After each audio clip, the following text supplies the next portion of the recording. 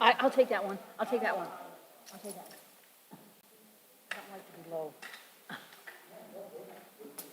Oh, yes, I feel tall. I know, I like that. I don't, you like to be low?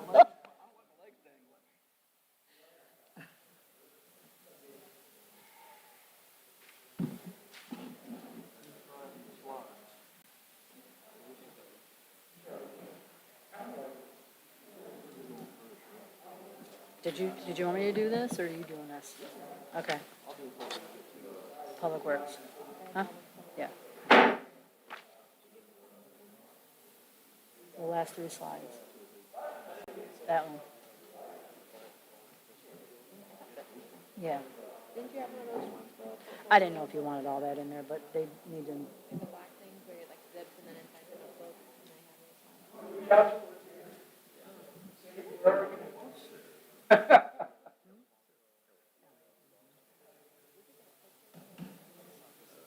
I think Jacob has one.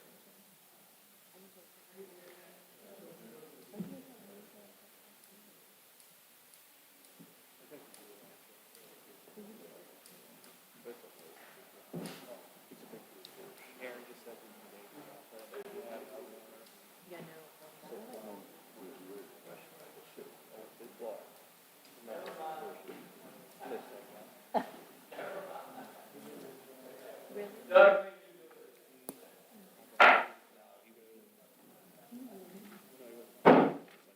All right, if everybody's ready, we'll just go ahead and open this special meeting to have our budget workshop. And who do we turn this over to, Sonia or John or John? Okay. Started.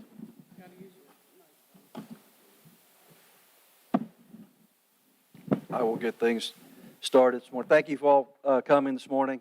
If you are interested in local government budget and finance, this is your happy day. Sonia couldn't sleep last night. She was so excited about the topic. Like I said last night, a couple comments made about what the purpose of today is to take that initial first look at our budget into 26-27.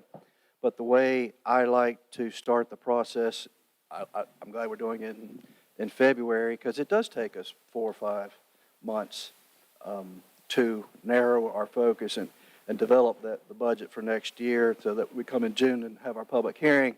There's no surprises, that everyone's comfortable in the process and what we have developed over the last 4 or 5 months as a budget.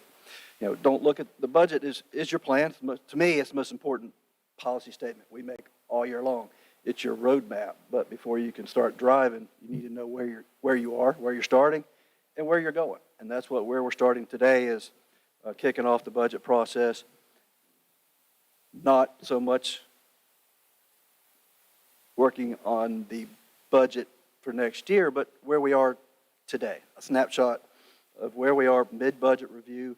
I'd like to start with Sonia, giving you like she does at every board meeting, but maybe a little bit more in depth, a lot more in depth, of where we are and our finances, budget, current revenues and expenditures for the year, and where we think we'll be at the end of the fiscal year, which will give you a good starting point of what do we got to work with going into next year, looking at tax revenues, sales tax revenues, your 2 biggest revenues. So, you know, without the revenues, there's, you know, things we might want to do, but we can't because we don't have the revenues, may just not be there. So those are the important decisions you all are going to have to make. Is there's going to be a lot of, you're going to hear from everyone today is where they are, what they've accomplished this year, but what they're looking at into the future. And there's going to be a lot of wants and a lot of wishes, and that's where the pressure on you all is to kind of narrow that focus and ultimately have a budget for next year.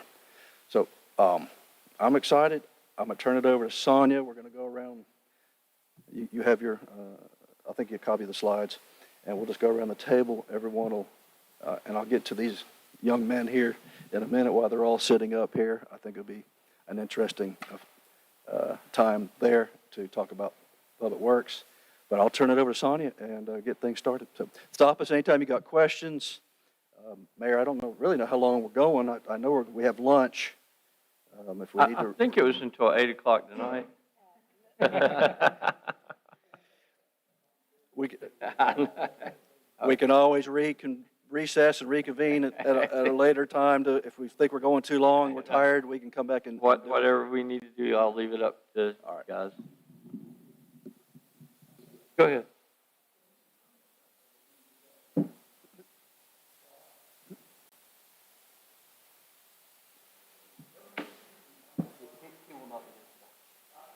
Oh.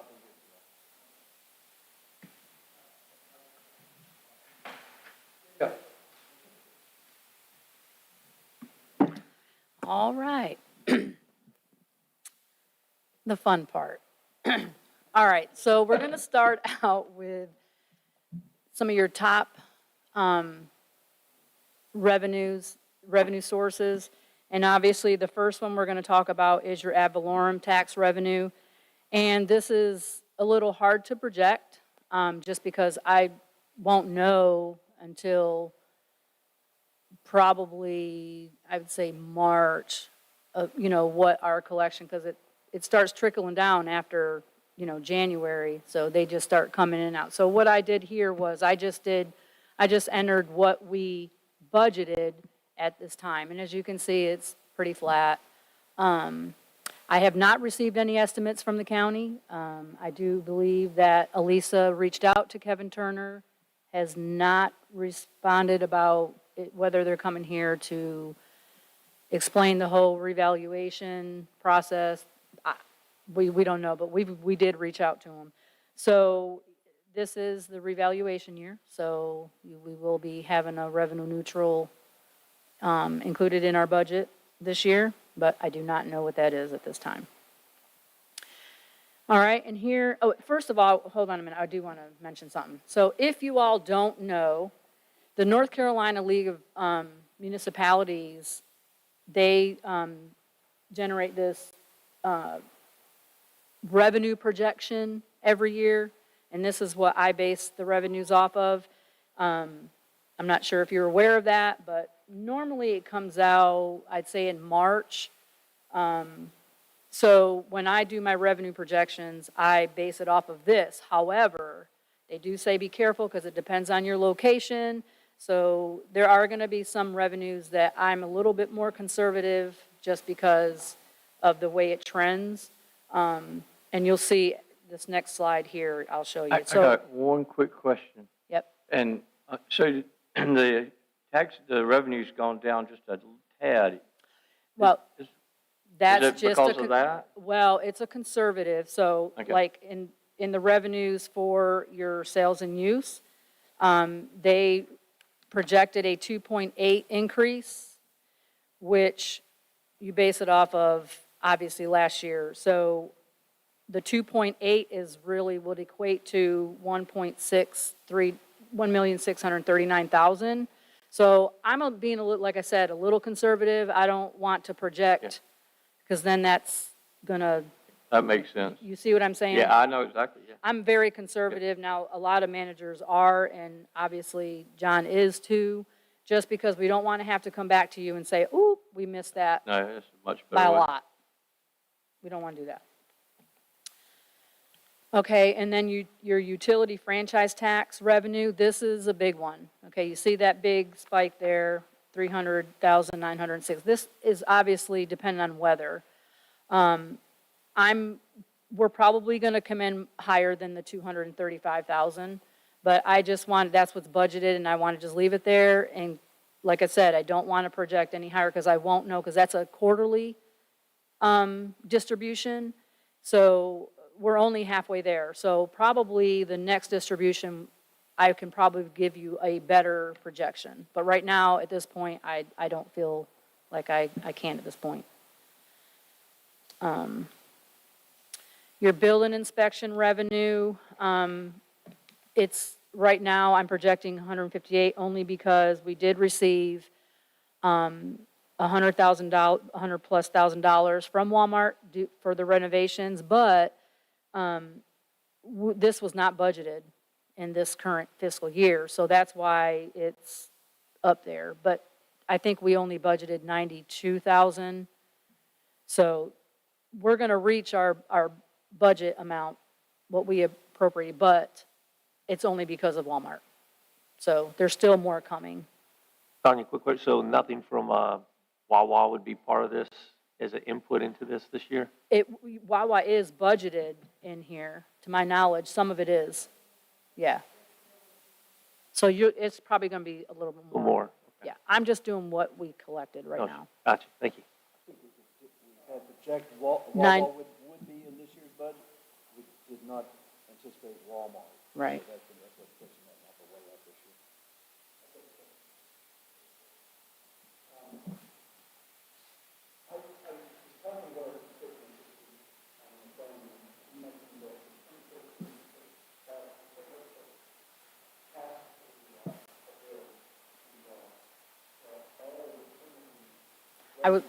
I was gonna get there. Yep, I was gonna, for the Does new income? ones, yes. So there was a law that was passed. Yep, there was a law that was passed, and it's where you can only use building permit monies for building permit operations. You cannot use it for anything other than that. And as a matter of fact, at the end of every year, I have to submit an annual financial report, and that reconciliation is in there. So you're not going to get away with it. And it has a beginning and ending, and it keeps going, it keeps rolling over. Now, the permitting, sometimes the general fund does, support that because it has no other choice because we have salaries and stuff. But like in this case here, it will help some because the general fund is pretty much supporting that department. The main thing is the permitting fees can't be used in any other department. No, absolutely not. And the permanent revenues do not even cover the cost. They don't cover. I'm bet not. You have no choice but to use, yeah. Correct. But I do have a I have to enter the amounts of everything, revenues, all that stuff in there, and then it does its calculation, and it stays there. It doesn't go away, so. All right, occupancy tax revenue, obviously, we all know that we levy occupancy tax, and then everything other than 3% administrative fees goes to the Swansboro TDA. That's how the resolution reads. So that covers my cost, because obviously that's a component unit of the town, and I'm technically the finance director for that, and I got to do the same thing for that entity that I do for the town. So that fee really just covers my cost for doing the books.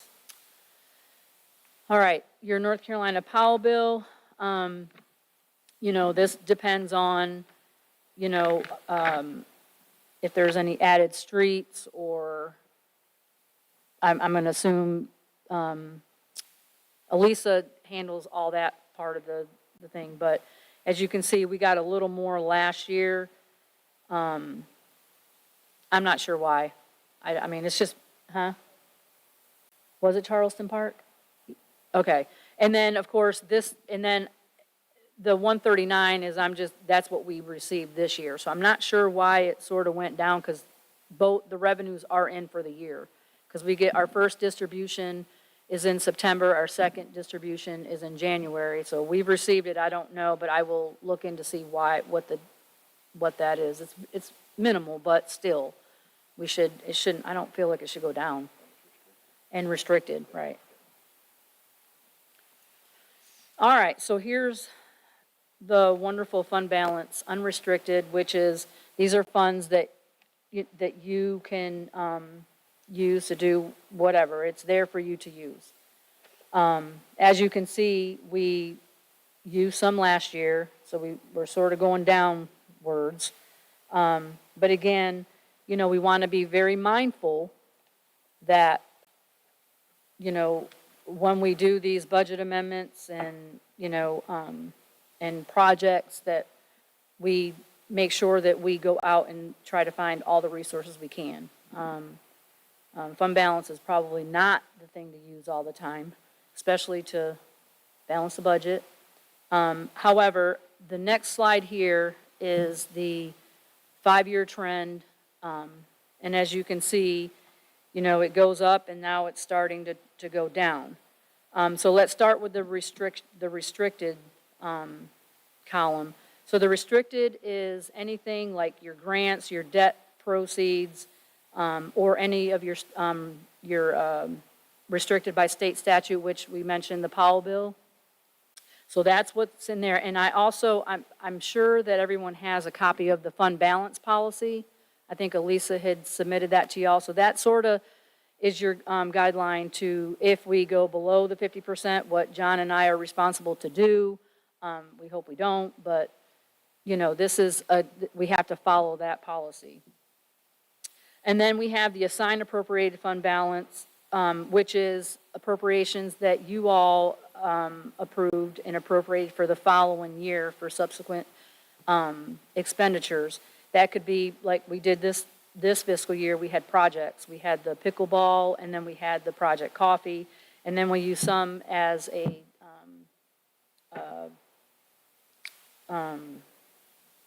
what's the word for it? Budget or balance the budget, okay? And then obviously your unassigned is what I just stated. You can appropriate that for any public purpose, okay?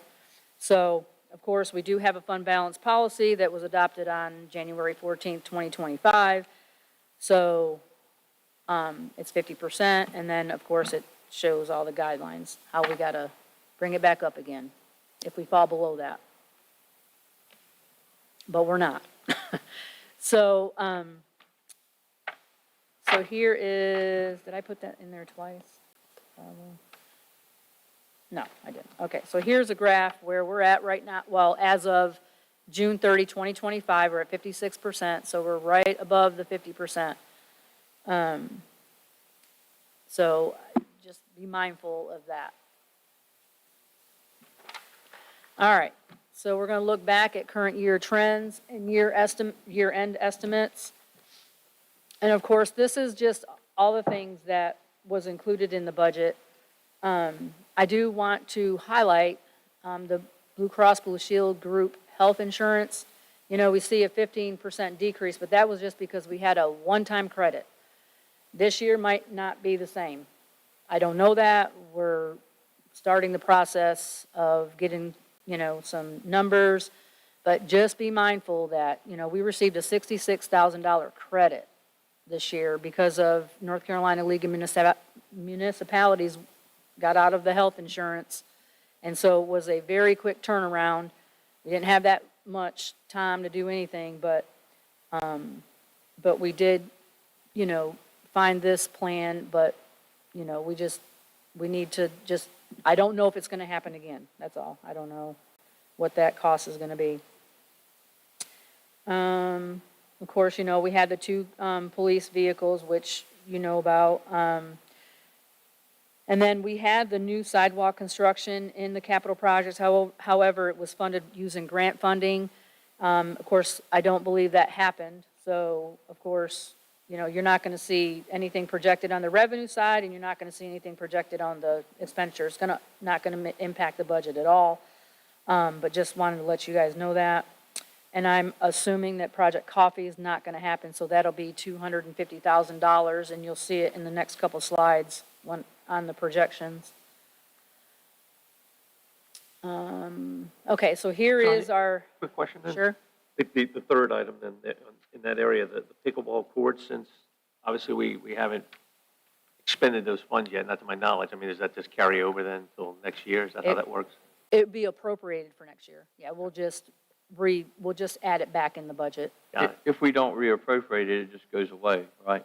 So we need to reappropriate. It'll go back to fund balance. But yeah, that's what I'm. All right, so here is the original budget in revenues, and it was at $7,192,454. And then, of course, it has to be balanced. So here, so this is your expenditures, your revenues. All right, so here are this is your revised budget as of December 31st, 2025. That's any budget amendments that you all had done throughout, from July to December. And as you can see, I'm projecting everybody to, expend everything in their budget, but that's not always the case, okay? There's going to be a surplus. I just do this because I don't know what, is going to be spent, but I do know that that's what was appropriated. However, as you can see, the governing body, there's your $250, and then, or $250,000, and then your streets, you'll see the 500,000. That's your sidewalks. That's not happening, okay? Right? So that's what I'm, but again, this is we're probably going to have a surplus. We always do. I just don't know what that is yet, because we're just a half a year. A lot of them have not spent some of their major, expenses. So, all right, and then, so this is obviously the projection. The revenues, I'm projecting at $6,145,178. Again, this is a projection. It's probably going to come in more, but this is just a quick at December 31st projection. Expenditures are going to be at 7.5 million. So I'm 6.5 million. And then the deficit's going to be 371,767. But as you can see, we have assigned balance and budget amendments through December 31st of $848,000. So there's going to be an estimate of 473. If we stay where we're at, that probably will go back to the fund balance. Okay? And if you guys have any questions, I can explain it further. All right, so then your tax per cent is going to be $72,554, because obviously there's a general statute that says you cannot budget more than what was collected that year. So $72,554 is what that is per cent. All right, so then here are some of the unfunded items that will probably come back to you. I don't know that, but just give you an idea. I do want to highlight the set aside for the fire, the apparatus, because back when we when we did the agreement on the apparatus, we had projected out set aside each year, and then we would only have a certain amount of debt service at the end. Well, there's been 2 years now that we haven't set aside funds, so I just want to, let you know that it's going to come back, for you to, I guess, to put it back in the budget. Along those lines,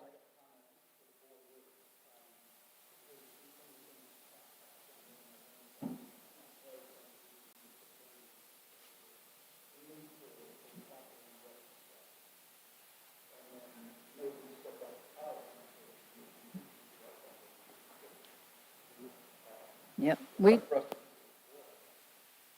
Piggybacking on that, I was wondering, CIP, we have that. I set aside.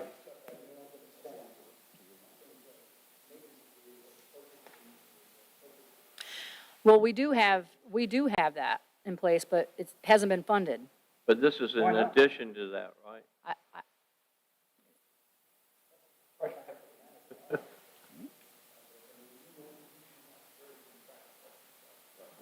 We have a 5-year CIP, and up to about 2 years ago, we did make an annual appropriation from the budget into those capital reserves, but that has been unfunded for the last few years.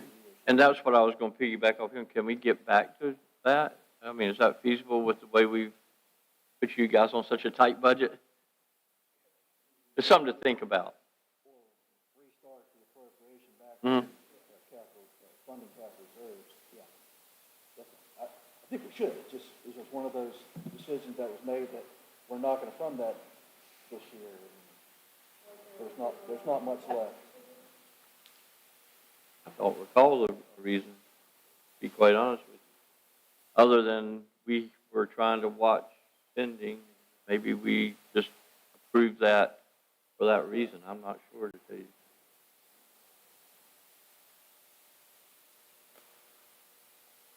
But I would think it would be good to get back to it if we can.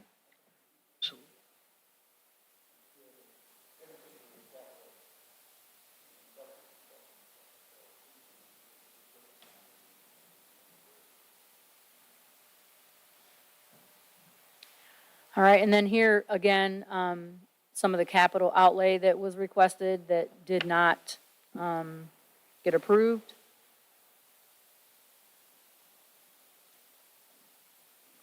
And I know some of this is coming back this year as well. They're going to have it back in the budget.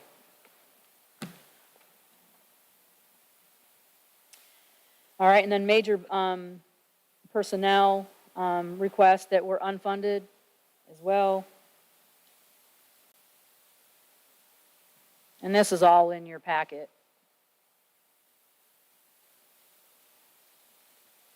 And then this is your current debt summary. I mean, go back. Uh-huh.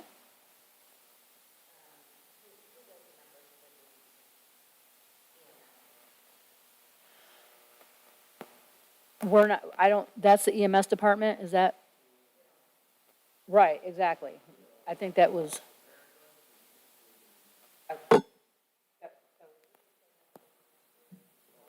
Mm-mm.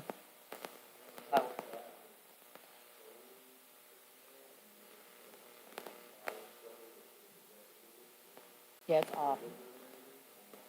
But remember, that's January to June, though. That's only half a year. That's only half a year.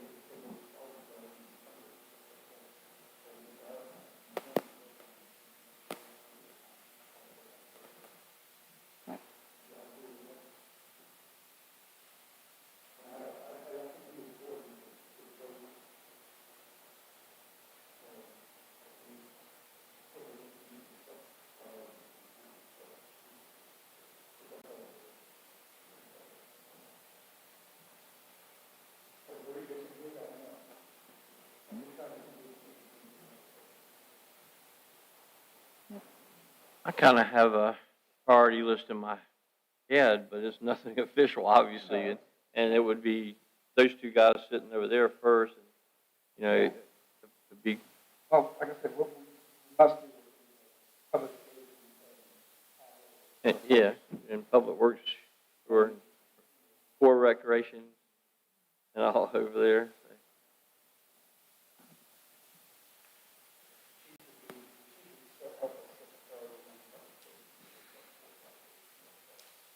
What is it?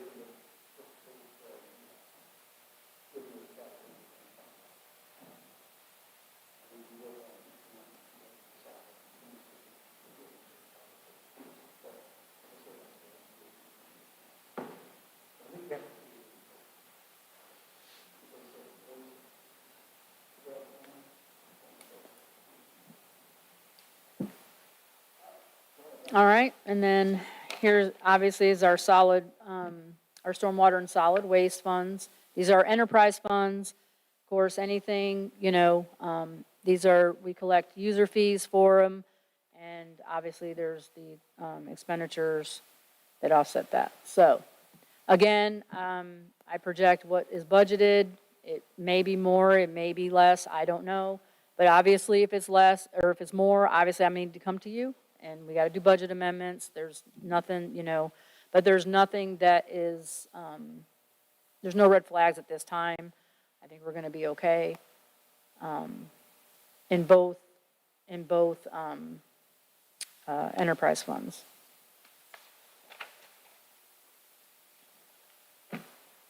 And now I'll hand this over to, do you have any questions?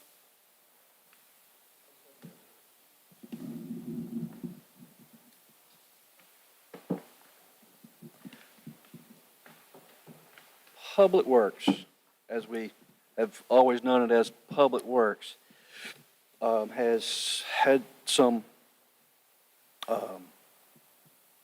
opportunities, I guess, come this year, in that we lost our Public Works Director.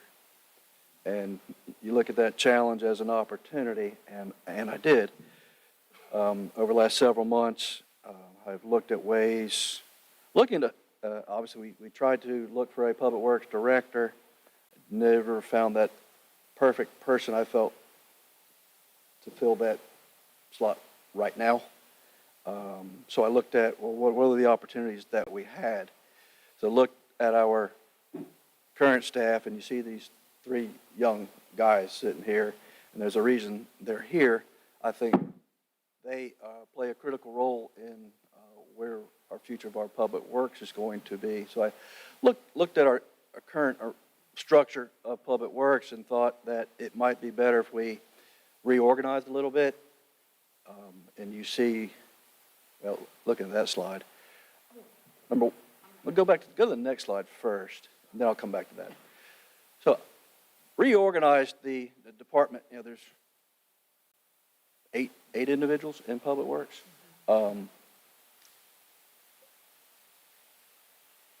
The current structure we had was the public service director or public works director and a crew leader.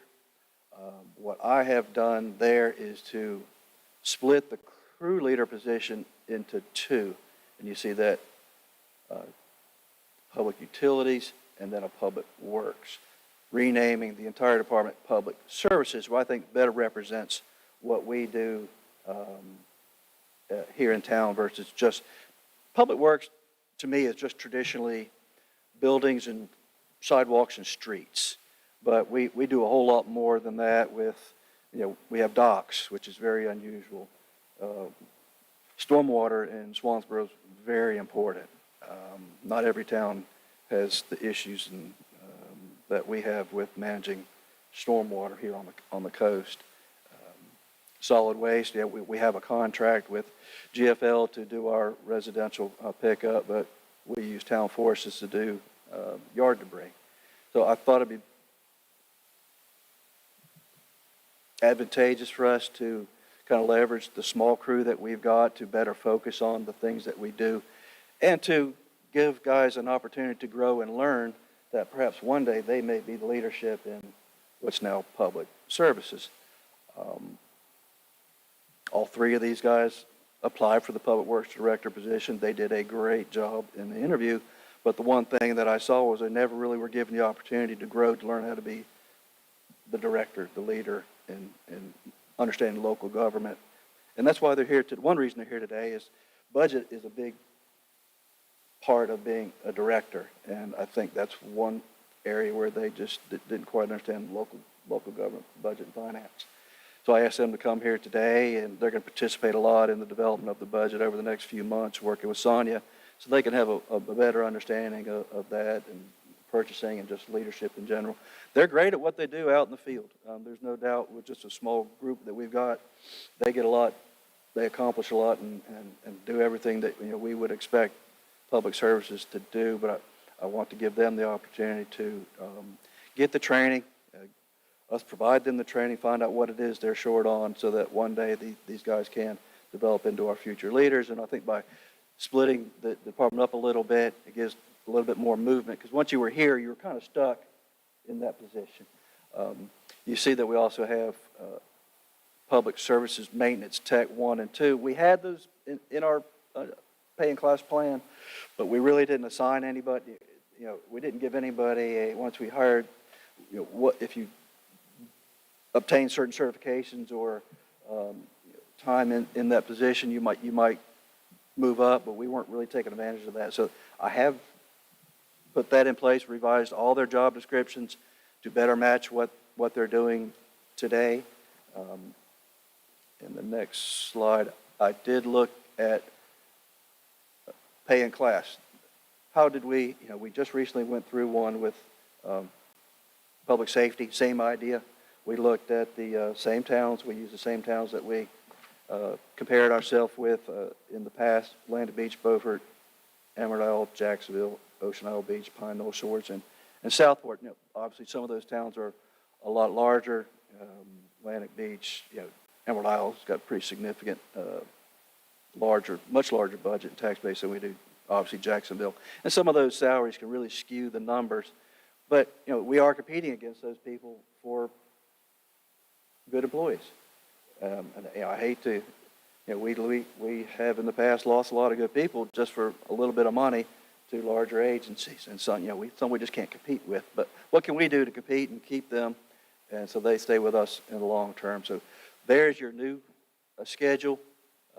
I've made a few changes. The crew leader, I think, used to be a 14, now it's a 15. The downtown facilities coordinator's got a new title. That's Justin.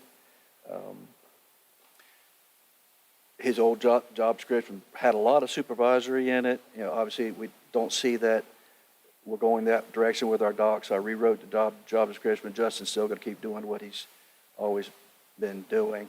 He will work with, I should introduce who is what. Ryan Smith, he is now the crew leader for Public Works. And then Kyle Littleton, he's going to be what's called the utilities crew leader. Now, utilities, you might say, we don't have a utility. Well, your enterprise funds, your solid waste, and stormwater. So these guys will have leadership over their crew, but obviously there's some things that we need. There's going to be a lot of crossover.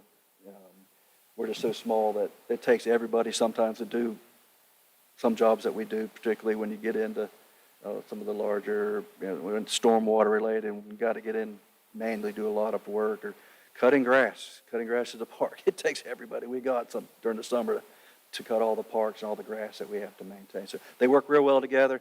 That's one thing they're going to have to do, is coordinate their schedules, learn how to work together, and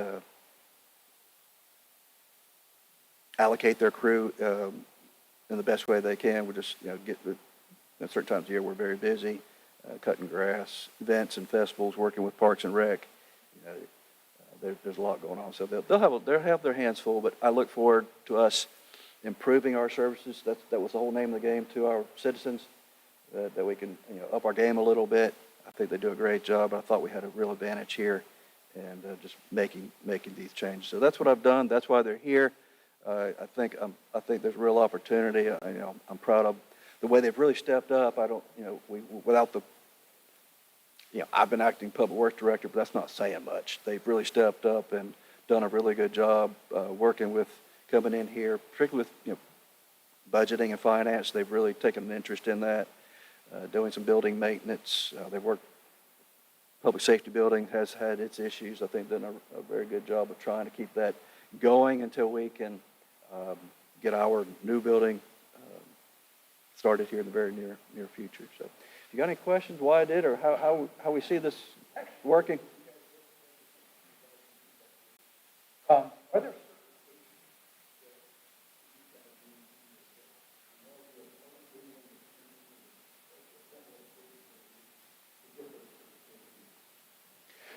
like Yep.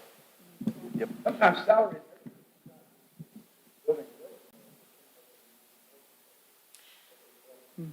So there are a lot of certifications. As a matter of fact, first of all, I want to give them kudos, because I'm going to tell you, they are very quick learners. Their paperwork is amazing. I'm really, really, really proud of them. But yes, there are a lot of certifications which I told them they need to go out, because they've got a couple individuals that are their mentors. So they're reaching out to them, and they're going to The first one is going to be the CDL that is much needed. We only have 2 individuals with CDL, so that's a problem. But we are going to put some money in the budget, we're going to request some money in the budget to hopefully obtain some of these certifications because it's needed. Like OSHA, I mean, there's a lot of things that have not been done, and so we need to get them. So they are aware to get me what is necessary right now, and then we will try to we can't do them all, obviously, but we're going to prioritize them, and then we'll be bringing them to you. It has to be. Yes. That's right. Yep. And that's what I told them. Yep, exactly. So I've got a question too about the budget. I know they're getting involved in the budgeting process and learning that, which is great. Do they each have a separate, like, I have this part of the budget, this part, underneath the bigger budget of public works? Yeah, so Ryan, again, he's going to be managing the enterprise funds, So which does is your he solid help- waste. So He he's helps got you develop budgets. that budget? Yep. And then, Or, I'm sorry, Kyle. I'm looking at Kyle and said Ryan. Okay, Kyle. He's going to be the enterprise, yes. So they're going to be involved in, doing that. And then obviously Ryan will be doing the public buildings and the streets, Powell bill. And then, of course, Justin has his own department, which is the downtown facilities. because like John was saying, that's a big part of the Oh, job, huge. managing your cost and Yep. outlays and what you need to Yep. address and fix. Because the majority, I normally do the revenue side of things, but they're gonna work with me this time. They're gonna work and they're gonna understand how to come up with that. Which I think this is I don't know how they feel, but I think it's a great approach because everybody's getting developed. And towns our size sometimes lack that development. So, thank you guys for stepping up, every one of you. And they're so motivated. And the questions, I mean, it's just amazing. So I'm glad John did that. John, if I may, quick question then. So the public service director position, you're still retaining that? It's just going to remain vacant? I'm going to retain it, fund it, and maybe, one, sooner than later, we can identify somebody I still think it needs that leadership, that somebody in that director position. Got it. I don't need to be doing that for the long term. No, I got you. Okay. Just one I clarification. got one more question too, and it's a kind of a can of worms. Did they, with the added responsibility, do they get a little bump up in pay? They did. Okay, good. Just want to make sure. Yeah, I figured as much, but, That was the whole purpose of that revised Yep, I got pay you. schedule right all now. right. That's all the comments I have about that was the big news in public services. As far as, our capital, what our expenditure for next year look like, we've made a lot of acquisitions in public services in the last couple of years, particularly with the couple new smaller dump trucks and the jetter, the back truck, and the large John Deere tractor and the sidearm. So we really haven't identified exactly what, for next year, we might want, in the 5-year CIP. I don't know if you all are familiar with what do y'all call it, that big red dump truck, the large excavator we got, and the trailer. I think the dump truck has 500 and some thousand miles on it. Excavators. I think it was all bought as a package deal used several years ago. And that's probably the next item on our radar, is to replace that with something much smaller. Perhaps we don't need a CDL that's the only reason we have the big red truck, is to tow the excavator. We have nothing else to tow the excavator with. So something smaller that maybe it doesn't need a CDL, but, a backhoe can go on a much smaller trailer with a smaller dump truck that we could use more often than just once in a blue moon. Other than that, we've talked about some other things. That's probably the largest item we'll look at for the next couple of years in public services. You guys got any suggestions? No? Yeah. Very good. All right, who is next? Jacob, all right. I got to leave. I'm just picking You're up. gonna be in here for a while, right? We need a, hey, we need a bathroom break. Yeah, I'll be quick, I'll be quick. Jacob, we're sorry we picked on you. It's okay, I appreciate it. So this is the fire department, I'll get into the EM also, as I oversee both of those. Just kind of wrapping up where we were in 2025, we had a total call volume of 1,474 emergency calls, 978 of which were in the incorporated city limits, 285 were in it's the White Oak River Community District, which is the ETJ and unincorporated area. We responded 211 times in some form of aid, wherever it was mutual or automatic aid, and that is our surrounding agencies, and that also includes the deployments to the Black Cove Fire out in the western part of North Carolina. Can you hear me now? Okay. Yeah. We received aid in our district, whether the county or the town, 83 times, and that's for like multi-alarm, reported fires, fire alarms, stuff that requires multiple agencies. We had 250 incidents that were overlapping, so simultaneous, where we had to answer with either a chief request aid coming in, which is 17.31% of our overall call volume. And we actually missed 11 incidents this year. Last year we were at 0, and when I say missed, we actually had 4 that a Swansboro unit did not go to.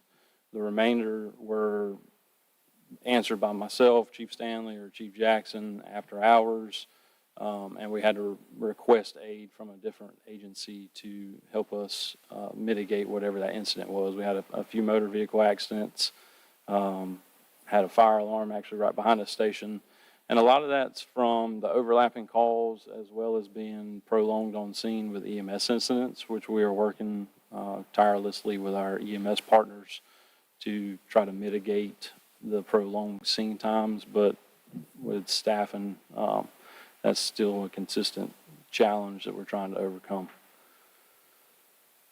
Some of our accomplishments, and I broke these down into kind of our divisions. So in the operations and training division, we've completed all of our professional development task books. So when we hire a new firefighter, or a firefighter decides they want to start driving, or we have drivers that want to be a relief officer, we have check-offs that make sure that they're competent enough or they can complete the competencies to ride in those positions.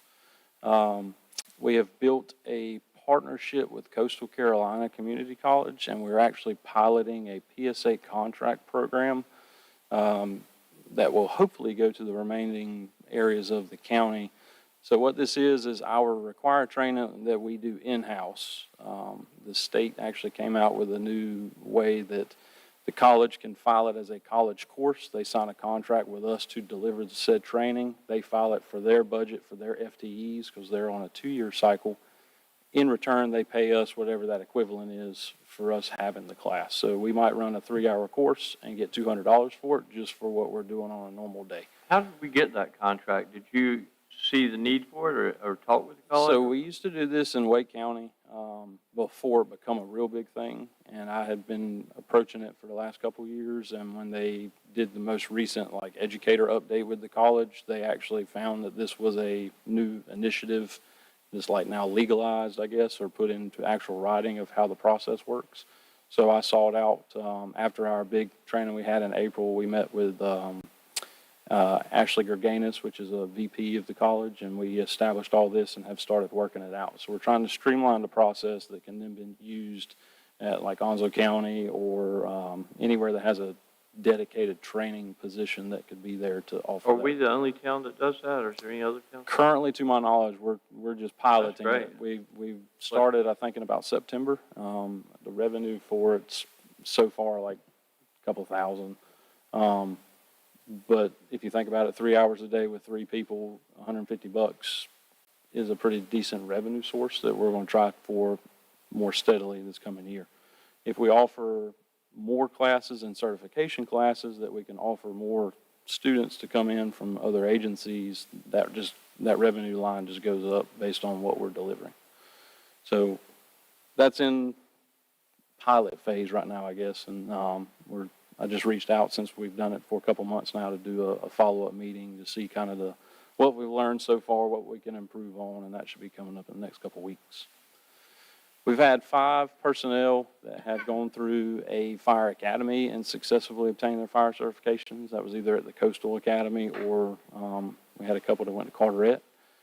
We've had 4 that completed EMT basics and acquired, actually 5, because we just had one pass the state test 2 days ago. So they're now North Carolina EMTs. One's graduated from the Fire Rescue Management Institute that UNC Charlotte offers, and I got a meeting next week to get on their advisory panel to help develop that, so that's a statewide training initiative. We had a preparatory meeting with OSFM about our upcoming ISO inspection. We are 99.9% confident it will be in the fall of this year. September is probably the time frame, and that's where it was 5 years ago, so we're up for that. And we were able to max our facility training hours for all full-time staff in partnership with Camp Lejeune, using their training facility not far from the Piney Green Gate. The administration side, we have continued strengthening agency partnerships and operations. We're working with the whole northeast side right now in Camp Lejeune to kind of put a common operating procedure in place for communications and response. With the assistance of the board and the Onslow County Board of Commissioners, we were able to get the formal letters in place for us to partner to look for more efficient operations with the county. Hosted our community strategic planning meetings to revise our strategic plan. We have officially transitioned to the new national reporting system January 1st, which is NEARS, and that was a national implementation. And we're finishing up our final phase of First Watch, which is the data transparency dashboard that Onslow County E911 will be able to post that so you can see our live response feed, how our response times are, just to show a more I know they do a monthly incident report that comes out. Ours will be live streamed to where you can actually see what our times and incident data is. Our community risk reduction programs, we finished phase 2. It was actually an Eagle Scout project, and I'm just waiting for whenever his ceremony is to recognize him. But we've done the trail marker programs out on the island. If you've been to Hammocks Beach in the actual park, every so often you see a sign that says you're at post number whatever. It's got the coordinates on it and tells you what the trail is, and they're color coded. We have this programmed into the CAD software, so if you call 911, we're able to triangulate your location a lot better and we'll know where to access you and how to get you out if something happens. And we actually used it this year for the first time. Worked actually really good. We started the waterway marking project phase 1. So from the Carteret County line to the Pennard County line, we have done the same concept as those trail markers, but with the intercoastal waterway markers and the channel markers. So if you call 911 from a boat, it was really hard to chase you down, as you could be anywhere. So with us, North Topsail Beach, Camp Lejeune, and the county, we've now got those coordinates working with the Coast Guard so that we could locate people a lot better. Hamrick Farms, doing the Wildland Urban Interface project. They've just started logging and started doing some of their push-up piles, but talking with forestry, we're getting ready to start doing some underbrush burns and some training initiatives out there. And then with Sarah and Parks and Rec's help, we did our first Safety Town program. And Jeff, thank you all for coming out and helping. That was really good. Looking forward to doing it this year. Her idea, but it's taken off, so I can't take the credit for that one. That was a great program too. She was alumni in the Ohio State, so we're looking forward to doing that. So a lot of challenges we're faced this year, still kind of facing, and we're working through them as best we can. Overlapping incidents, kind of talked about that with our operations. We're requiring more aid. We've resulted in some missed incidents. Luckily, they were, and I won't say luckily, but they were not fire incidents that we would be graded on for our ISO. They were either medical incidents or wrecks. We're answering more incidents with off-duty personnel, so that's a delayed response. Had an increase in wildfire risk. We had the 14 acres that burned actually behind Hamrick's farm, which kind of initiated our wildland program with them. We've had a couple, acre, 2 acre fires now, off the old Hammocks Road.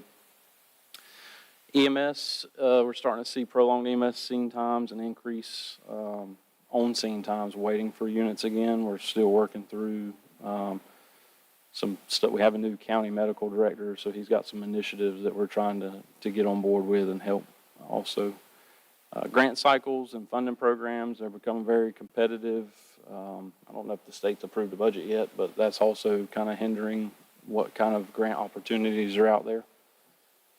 Aging apparatus and costly repairs, which the remedies are on the way, but it's still a prolonged time of trying to catch up on the old maintenance that's occurring. With the county doing their master study, which should be coming out in one of their March meetings, everything's kind of been paused. We don't want to overstep or do redundant stuff that this phased plan might recommend. We've had a lot of input with the consultants when they come around and spoke with us, and we're very optimistic this will be a great thing moving forward, but we've just kind of paused the big steps of progression just so that we can move in tandem versus, two teams doing completely different objectives. Service demands, obtaining equipment, everything is just timelines on them, or, it used to be the whole post-COVID stuff, but now it's becoming a common occurrence where it takes forever to get equipment, and service demands for what we're being requested to do is also increasing. So, our 2025 focus was a theme of improvement with partners and personnel. We're going to focus 2026 and moving forward, improving the community and crew, and looking ahead for that. We have the ISO inspection that's just imminent. We're waiting for a notice and a date. Personnel, prepare and prevent. So we want to work on professional development programs, career advancement opportunities, and career readiness, as well as health and wellness, cancer prevention initiatives, strengthening those. When we did the CRA SOC program, or the risk assessment standards that cover last year and got certified through SIPSI, they waived our accreditation registration fees, so we've been working for that. We're trying to finalize the updated strategic plan, which is almost finished. Start a self-assessment model, which essentially looks at the data throughout the year, and then revise the CRA SOC that we did prepare. It has a few more. They went to the second edition, so there's a few more objectives and performance indicators that we've got to write to. And then we've got a survey that's out right now with Parks and Rec, just seeing what our programs and education for community outreach people want to see. So once that comes back, we want to strengthen those initiatives. That's it for fires. Are there any questions? So when do we anticipate the trucks coming? So the engine will be in this coming year after July, August time. In the summertime? Mm-hmm. That's what I was thinking. And then the ladder is 2027, but it'll be the 27, 28 budget.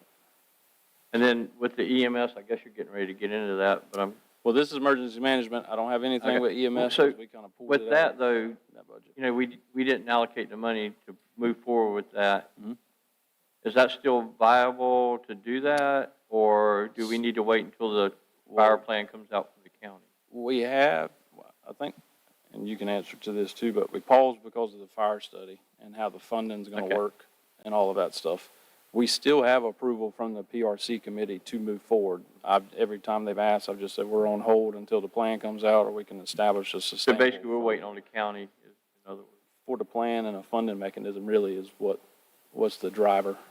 It's still viable. I would actually say over the past year, working with the new medical director and some of his initiatives, I would even say we alter what we do with it and kind of have it like an alternative response, whether it be like more of a community medic initiative. Ultimately, transport's what people need, and transport business is a lot bigger Revenue headache, and it is no revenue. Oh, it's headache? No, yeah, there's alternatives I think we should explore, but ultimately, to answer your question, we're waiting on the county and a sustainable funding mechanism to move forward with that.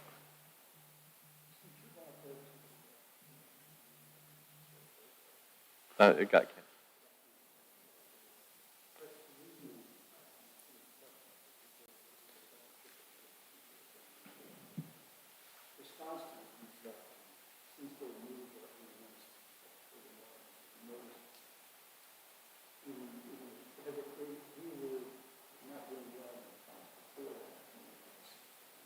So,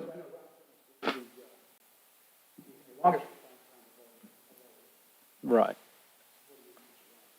It's very prolonged throughout the county. It's a countywide issue, and that just comes with being able to staff apparatus. I'm not knocking any other agency. We are a partner within the Onslow County EMS system and here to help, but it is not, the relocation, that truck's never at that station anyway. It's always somewhere closer to Jacksonville or because they're just so busy. The system's overwhelmed. Part of that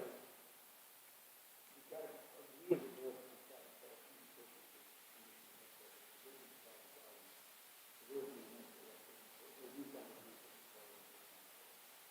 Right.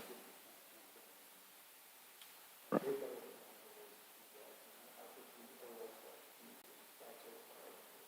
from us as a board, not only we, obviously the data you give us. Right. And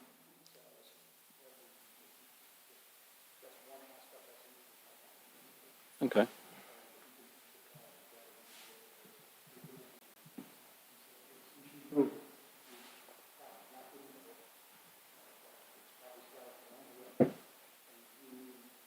Their leadership.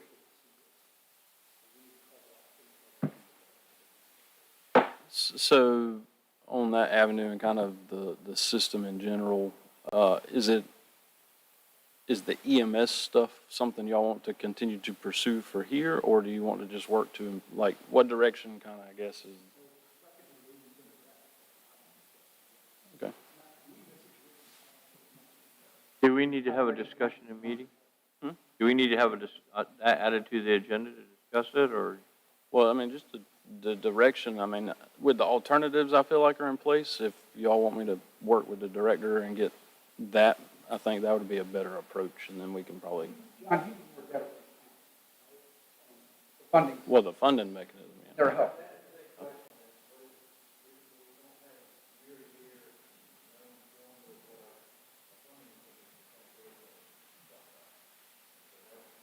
They're taking a shotgun approach. Mm.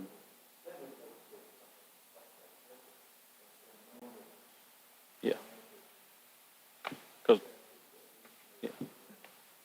The 300,000 was just salary. That's not including the equipment, which we get from them on some avenues, but it's big. But I think there's alternatives that we can explore, and even in the, before we even talk about mechanisms of funding, I can reach out and work with the medical director and EMS director and kind of start brainstorming what the best approach would be. Holly Ridge is doing theirs. While they're getting a paramedic on scene, there's the transport times are still, that's what's overwhelmed is transport units. The medical director started after July last year, and he's already started doing stuff where certain call types get a community paramedic instead of an actual transport unit, which is helping free up units. But it's a phased implementation program, and it's still going to take a while. So hopefully by July we'll have a better response times. But you're getting a fire truck. We're providing basic level care, stabilizing you. And I'm not afraid to call for a helicopter if we got to land one right next to where the patients land. So did that yesterday.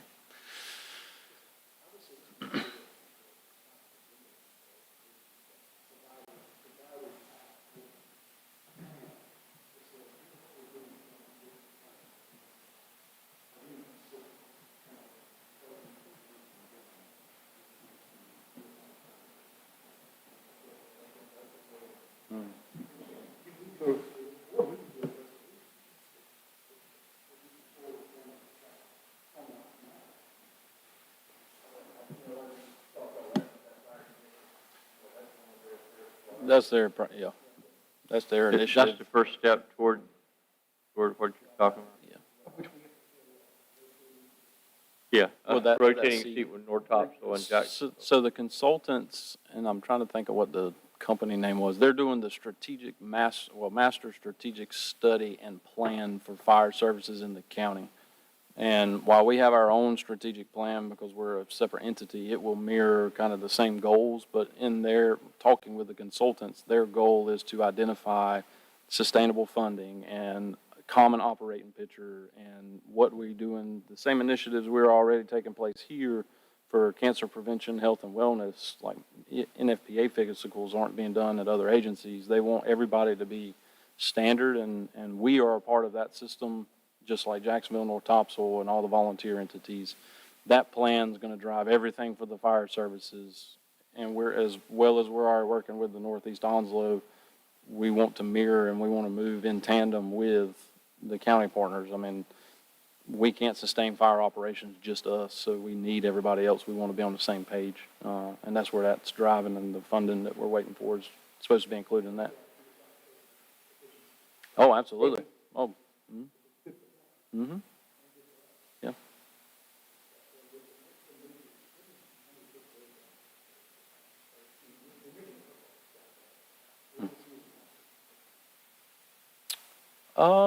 Not having the plan. It'll be out in March. Once they come out with the same, I have a feeling of what the goals will look like. From that, the northeast side, like us, Onslow County, Hubert, Piney Green, even Camp Lejeune that comes to us, we work well together. I mean, you see us on Facebook all the time with the fires that we're going to. I think as long as we keep that operational partnership. Should, yep.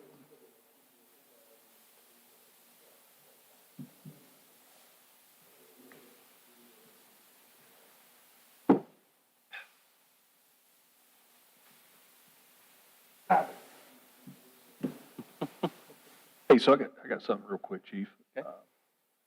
Obviously, the missed incidents stick out big, but then you go back to the unfunded of the 3 firefighters. If you had those 3 firefighters, would those incidents have been missed? Well, twofold. If we had the paramedic program, probably not, because we would have run a QRV and they would have been able to answer. We would have still had the engine company. But depending on the staffing for the day, I couldn't say that with utmost certainty. To be honest with you, we need 2 companies in service eventually over time to make sure that there's nothing but, it's kind of a double-edged sword with that question. But, and this is where leading up to it is, I think any missed incident should be a concern. Mm-hmm. But when should residents be concerned? Is that 1 incident 11 or is that 50? I would say 1, because if any one of those would have been a fire incident, when we have our inspection coming up in September, and they looked at it and said, well, you weren't able to meet the 9S requirement of 4 people on an engine company at the fire, then that goes from your now an ISO class 3 to a probationary.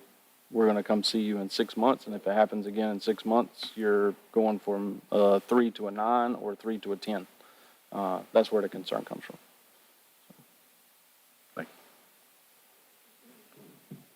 Anything else? Emergency management, a couple of notable events, big lightly dusting we had a few days ago.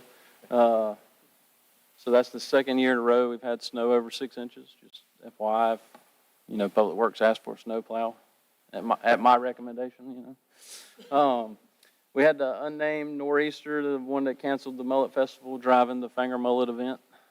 Hurricane Aaron had the offshore effects. Tropical Storm Chantel, which was just heavy rain for us, it moved inland. So some projects we're working on in the EM side of stuff. We're part of the county partnership with the active shooter plan. So we meet. They're actually in the process of working that plan out with 2 drills. They just did one at the Southwest Middle, and I think the next week is Jacksonville High, doing that. Lisa brought it up for future items, but we're a part of the Southeastern Regional Hazard Mitigation Plan, so that's Onslow County, New Hanover County, Pender County, and Brunswick County. With Lisa and Rebecca, we've been working on our mitigation tactics. There's a few ordinances that we'll start looking at and developing to help mitigate either flooding, wildfire risk moving forward. But the draft plan is done. We've got it. We can actually probably send it out so they can review it, and we'll have the resolution. And I talked with Stacy Miles from the county. They're going to do the first March meeting, so we'll probably do the last one in February to adopt that as a 2026 to 2031 plan. Waterway response plan, we've already marked everything out, but we're going to work with Lejeune, the county, and everybody else for how we respond to incidents on the waterway. We already partner with the Coast Guard, but trying to improve the efficiency of how boats are going and in which directions. We have GIS under the fire department for risk reduction and hazard assessment, and with the Withers-Ravenoff study, we've got all of the stormwater information uploaded into it, and then there's some other stuff that we're working on too for that mitigation plan and effort. Some challenges, FEMA's uncertainty has definitely been one of them. Depending on who you ask, what you read, the best bet is start planning for local sustainability. At the state, county, and town level for prolonged incidents, being prepared, not really relying on them, at least for the next couple of years until they iron out all that work. Funding and grant opportunities, this goes back to the state as well as federal. Some of the stuff that we've been trying to do, like the temporary dams that were unfunded last year, there's not really a grant that we can find that likes the word temporary or portable or readily deployable asset, even though in the long term it would save a lot of money for flood damage. So limited availability for grants. The competitiveness of those grants, the state offers DIPPR, but we're part of a DIPPR region and we have to be competitive with the other people and what resources we're requesting. So funding and grant opportunities for that are very challenging. Kind of reactive versus proactive, just because we've not funded preparedness and mitigation stuff before, because we've tried to seek grants and stuff over time is increasing. And then increasing hazard risk and events. So it's now snowed a lot in the last 2 years, so it's becoming a common occurrence down here. Looking ahead, we're going to continue to seek what grant funding is available. We're going to work on developing a CIP and equipment readiness plan so that we can start slowly obtaining self-sustaining equipment over time. We want to develop a continuity operations plan that is separate from our actual EOP, just so that we can maintain operations through anything.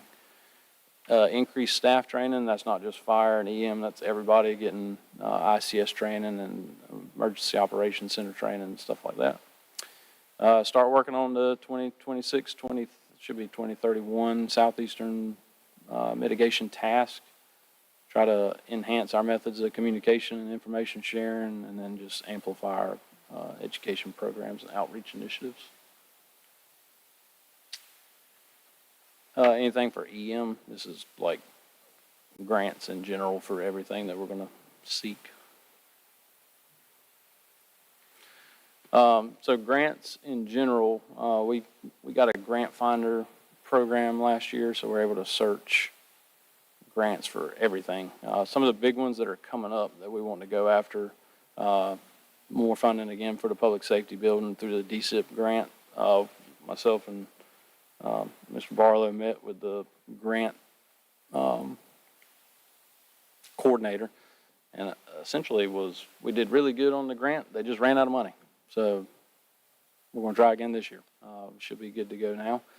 The water supply enhancement grant will also be a DSIP request. I'm waiting with Amasa to get back with me on some times, but through this ISO inspection and speaking with the inspector, we learned there's a chance we could possibly sell or repurpose the tanker that we have if we improved our water supply access, which includes hydrants to all of our structures. Working with Onslow County GIS and ONWASA, we have 152 properties that are outside of 1,000 feet of a fire hydrant. One of them is within the town, off of Mount Pleasant Road, and then 151 of them are within the ETJ or the county. this grant that we would be seeking would, because we would have to apply for it, because ONWAS is not eligible, we would be the pass-through essentially. So the goal would be to get the funding where they would upsize lines, install the hydrants everywhere, because they're also doing a water model and calculation study. But getting those hydrants installed, and then from there, having an ordinance in place that construction would require a hydrant to be installed at X amount of feet so that it could be maintained. But then at that point, we could either sell or repurpose the tanker to, because we wouldn't need it. It wouldn't be a requirement for us to have a rural water supply operation because everything would be hydrated. And then that would again be a pilot program if they wanted to pick up for the rest of the county they could use. So kind of waiting on that to hear back from them. And then Withers Ravenel did their study and provided a bunch of opportunities for improving stormwater, so we want to go after those grants. AFG grant for FEMA equipment, radio equipment, a brush truck again. Wildland Urban Interface through the Department of Interior is actually open right now for a brush skid unit, which we could put in the back of a pickup truck. And, fire prevention grant will get some community outreach equipment. And then the USDOT build grant is open right now for a sidewalk grant. And we're going to apply for that. Any questions? What's that skid? No. No. Is that what it is? The skid unit? What's that skid unit? So it's the pump on, it's essentially sitting on a pallet, but it's it just slides in. So, Do you take it out of the truck when you respond? no, it stays in the truck and it's mounted, but you can take that and pull it out and put it in a different, instead of having to replace all of the equipment on the pump, tank, hose, you could just pick it up with a forklift, put a new chassis up under it and set it right back down. So, and those are relatively inexpensive. I actually put it in my capital request because I don't want to bank on these grants. The skid unit itself is, you can get anything from 15 to 25,000, and then you have to put the truck up under it. So, but Forestry sent that one out, and it's anywhere from 10 to 249,000, and like you don't have to match it grant to get a skid unit. We're actually trying to work with it. We don't have a brush truck currently, and with the increase in wildfire, we're having to request units to come in. Trying to work with Forestry to see if they've got like a surplus vehicle or a spare vehicle. They just want a stage here that we can respond with, and if they need it, they can like come get it. So we're working some avenues out on that.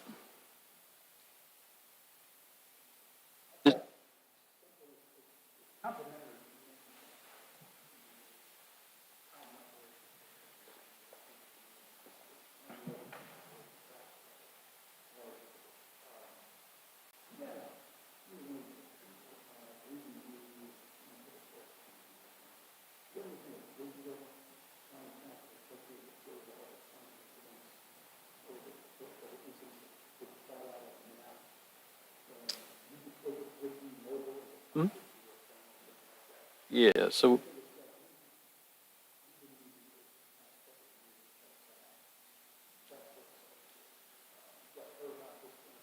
not that one in particular, but we have.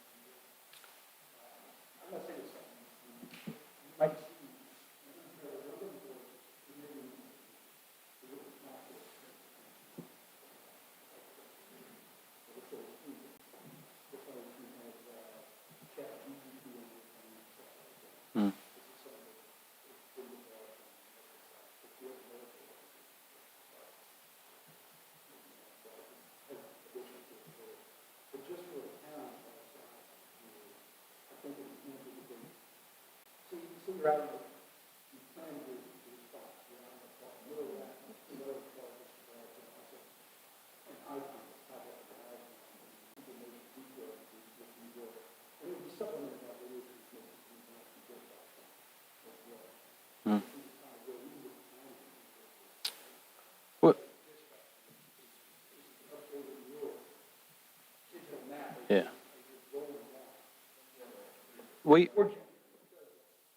Bottom line,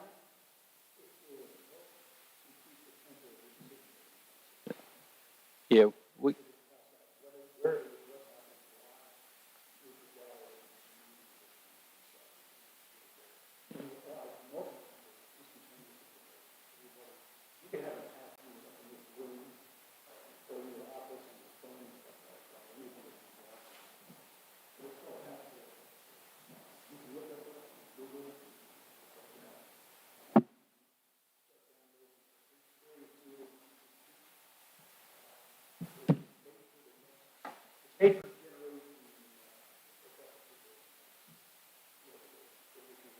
yeah. Hmm. public works, one thing you mentioned, you could actually treat all of your resources in that part too. You mentioned that 150 feet property that on the outside side, you can have an overlay on top of the building overlay, all the water. Yeah, we have it. The county's got the computer-aided dispatch software. Yeah. Yep, yeah, it is not called TAG, it's CAD for us, but we have, mobile, the trucks have them, yeah.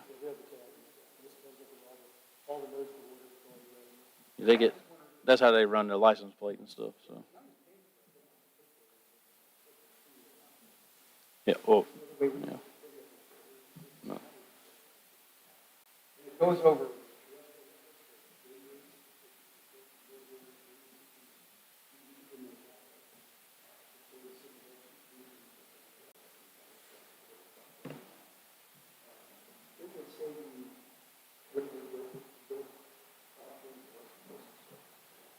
It's just a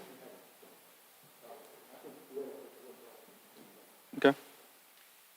Hey, Jacob, just a quick comment, and certainly not looking to insert myself where it's not needed, but in regards to the water supply enhancement grant when I'm WASA, as our rep to the board, if you need assistance, if you need to, pull a thread on something because you feel like you're not getting feedback, I'd be happy to help you. Okay. Frankie Howard has been outstanding with InfoFlow the last 2-3 months that I've been part of them.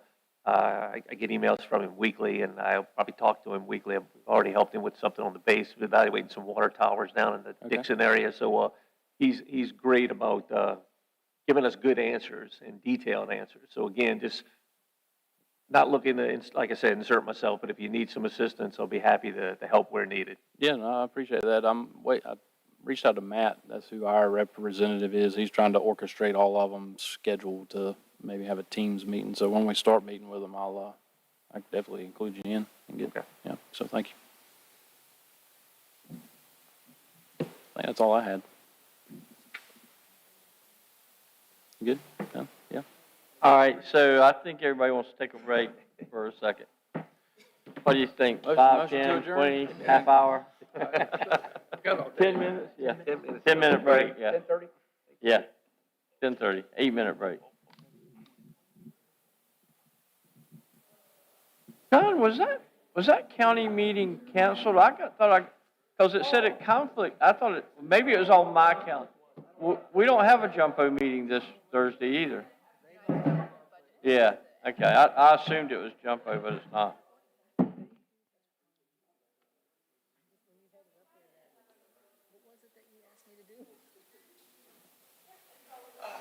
Oh my God, you asked me to do something, to write a letter or something. Oh, it's okay. I can't do it. What is it? I mean, is it due? Oh, man, I am so sorry. Next time you need to, look, you need to just, hey, look. I'm so sorry, sorry about that. I hate that. But he knows better. You know better to remind me. Sonny, no cares about the finance. That's a great thing. Hey, that's a good thing, it's not a bad thing.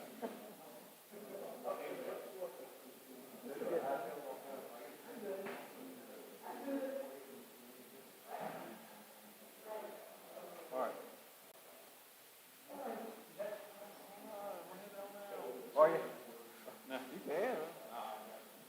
beat you up.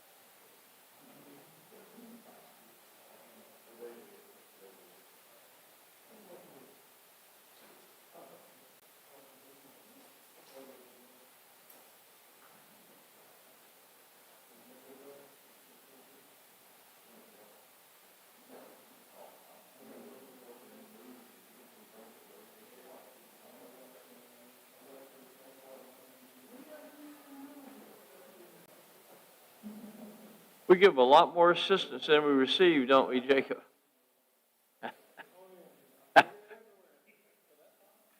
Well, yeah, so they pay us a percentage, though.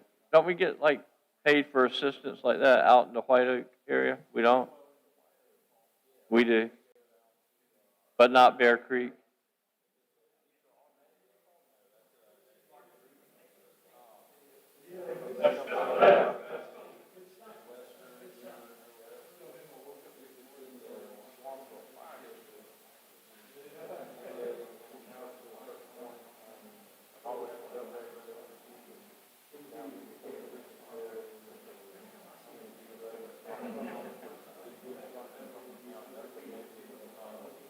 Do you think that'll change with the new plan that's coming out?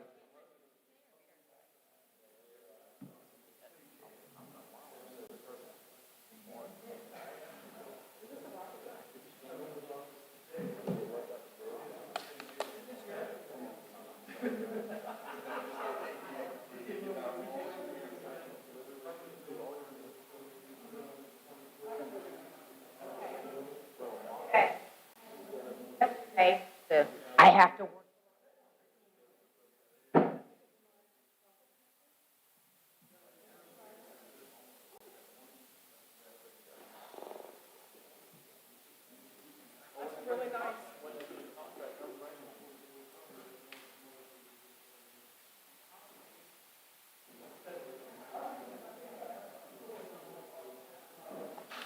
Jacob, what are you writing on?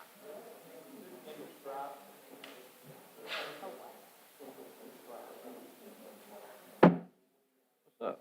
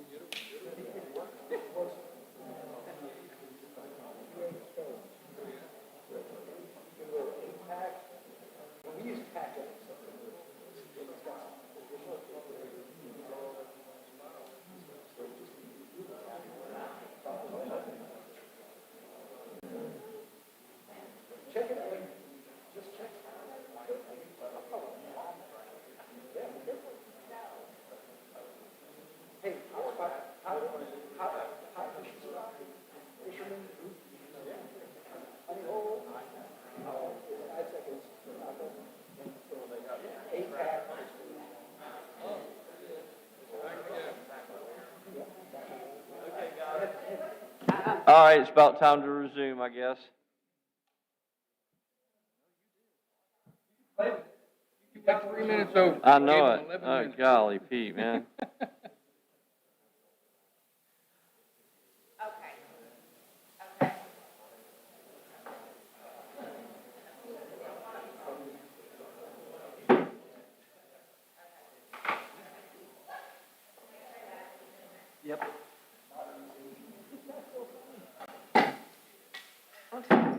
That's what I do.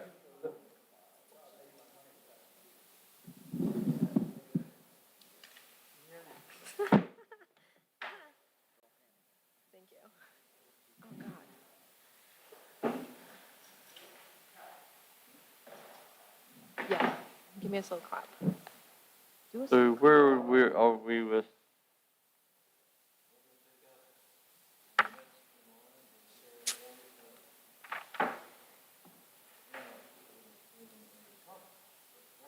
Yep.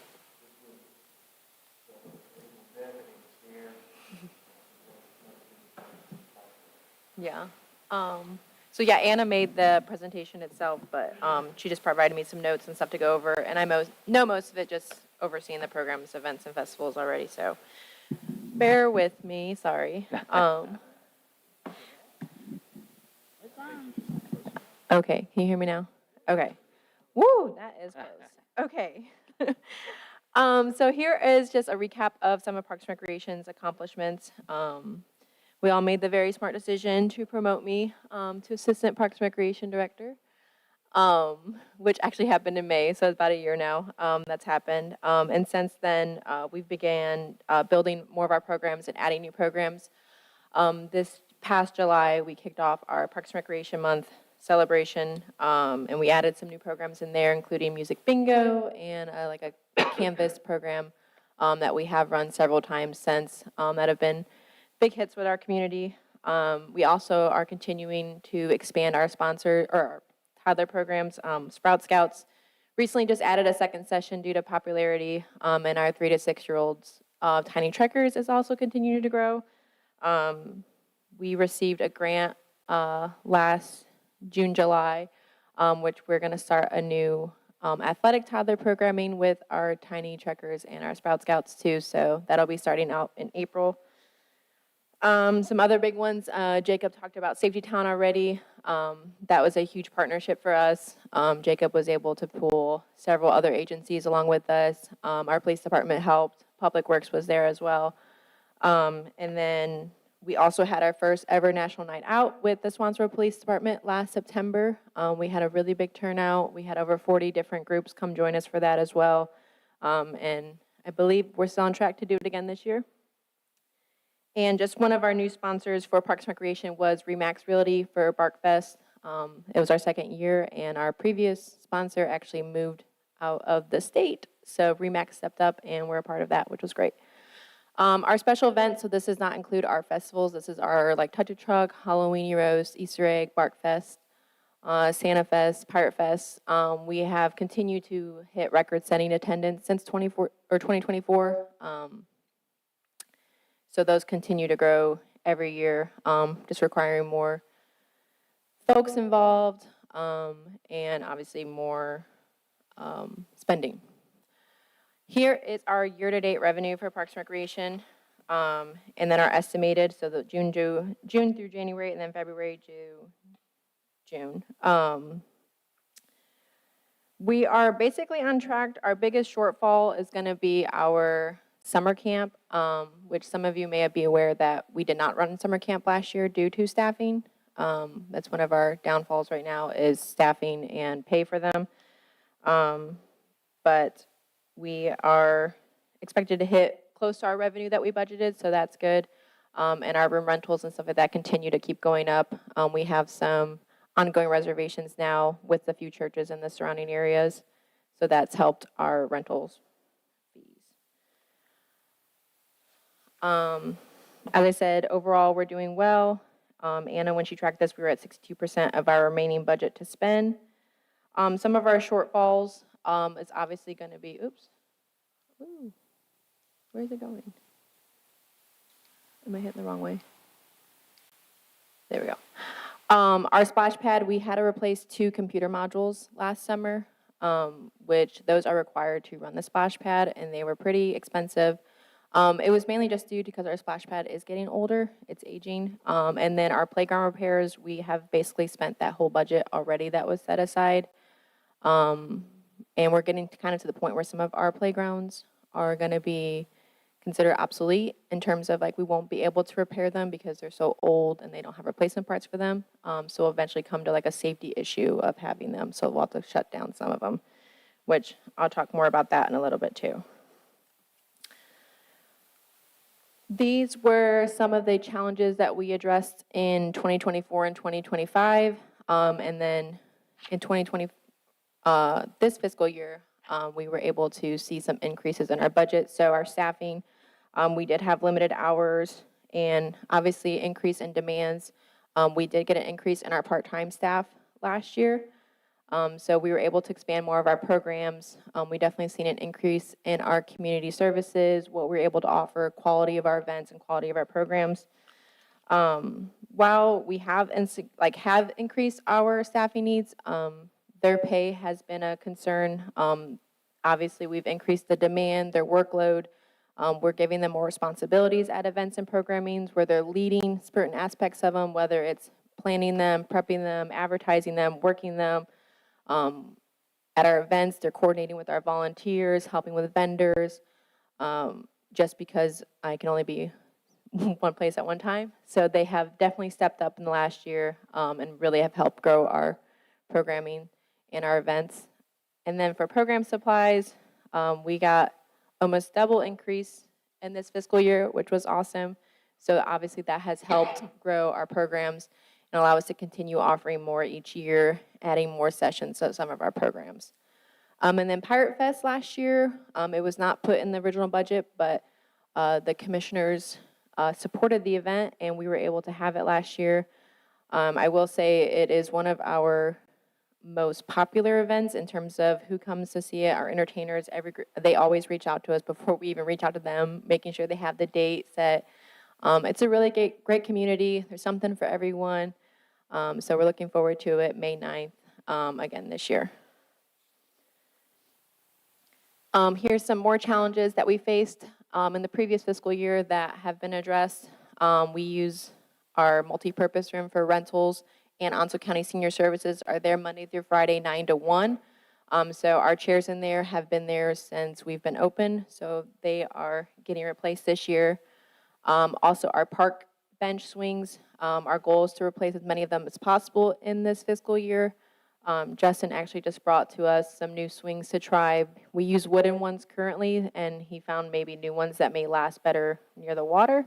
So we're going to look into that. And then, as many of you know, our windscreens we use at the tennis courts / pickleball courts, they rip and tear very easily with the weather that we get. But they're suspected to be here, I thought maybe this week, but maybe next now. I ordered them a couple weeks ago, so we'll see. And then our game room is very popular to use, especially in the summertime. Kids are out of school, they'll come in. Our air hockey table went out last year, so we're getting that replacement. And then also a smart tablet for us to use programs and events and our festivals. We'll be able to actually do our vendor check-in on the tablet rather than in pen and paper, and also get more accurate surveys from people around there. Right now, we currently just use personal tablets, so it'll be nice to have one that's designated just for that.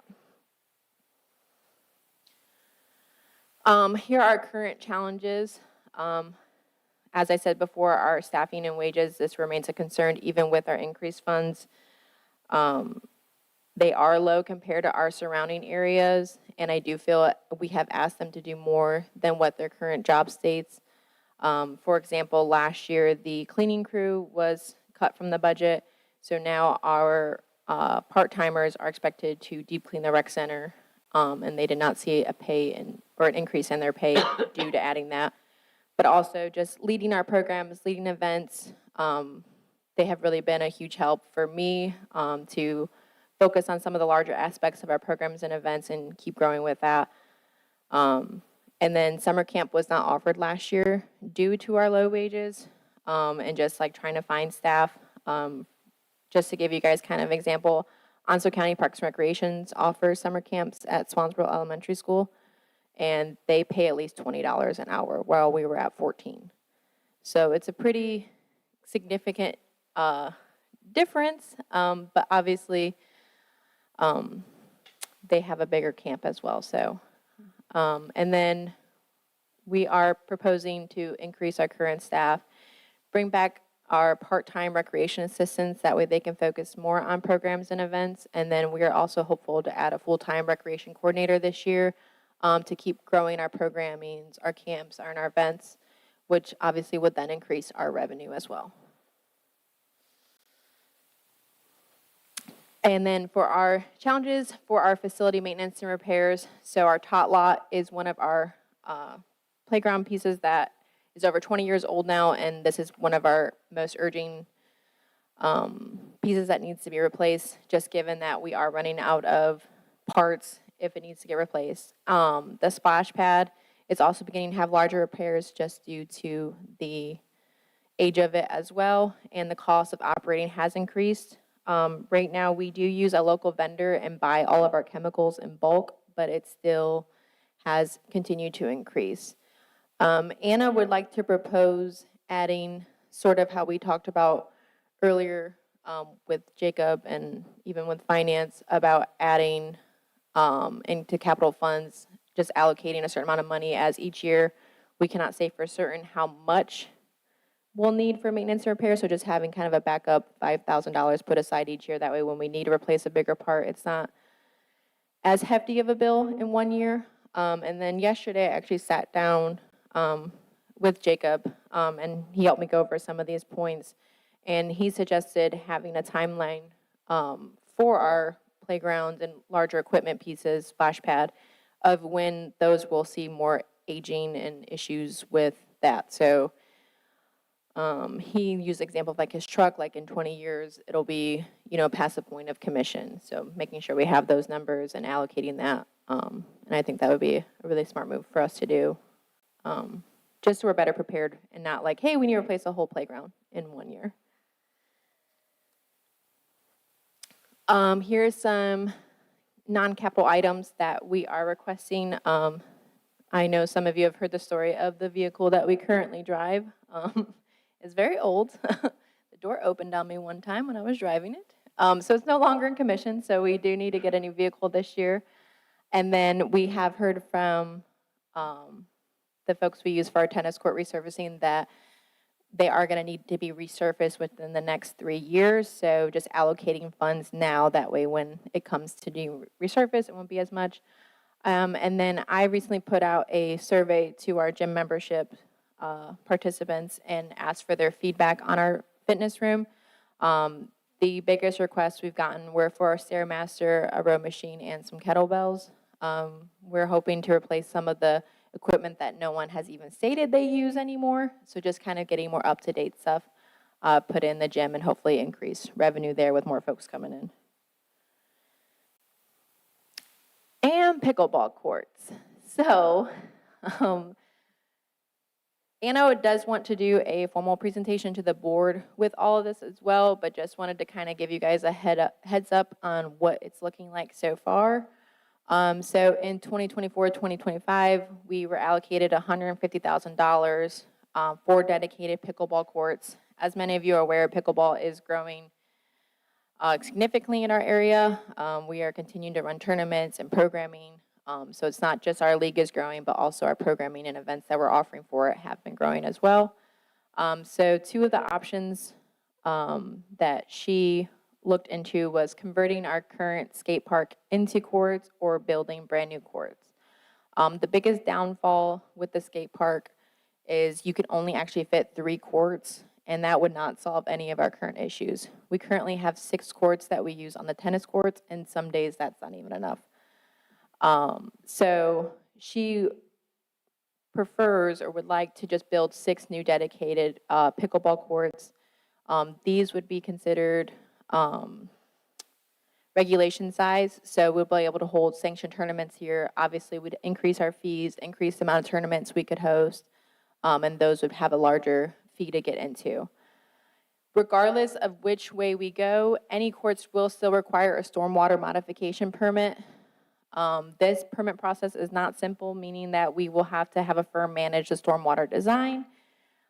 We are at max percentage for our services, so that means we'll need to account for the additional square footage of new courts, regardless if we add on to the skate park or do the 6 courts.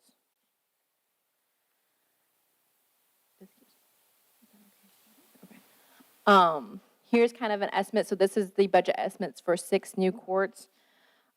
These estimates are currently 6 months old, so they may be a increase in the budget or not. Coastal Planning Services, this is services for our stormwater project, plan preparation, permit application, and permitting assistance. This does not include the stormwater permit cost for the state itself. And that permit cost is unknown. We won't know, I think, until they submit it. The crystal, oh, sorry. On your wetland.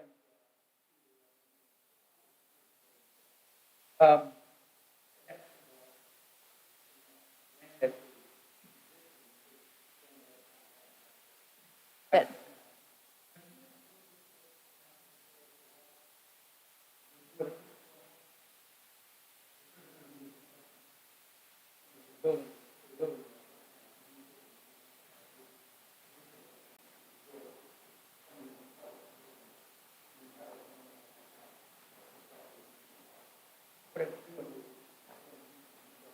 Project.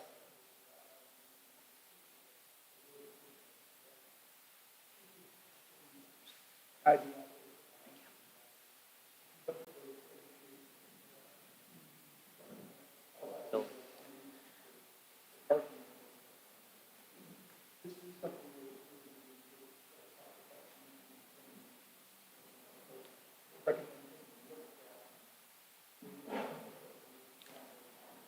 Yeah, and I We're haven't, limited on.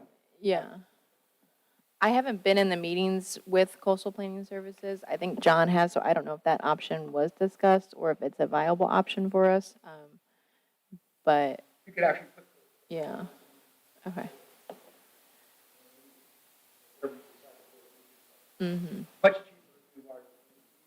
Yeah, for sure. Okay. Yeah, I'll bring that to Anna. And then for the 6 regulation courts, we're looking at about $200,000 and then a fence to go around it. The $25,000 is for a 6-foot fence. We currently have a 10-foot fence on the tennis courts, just to give you guys an idea.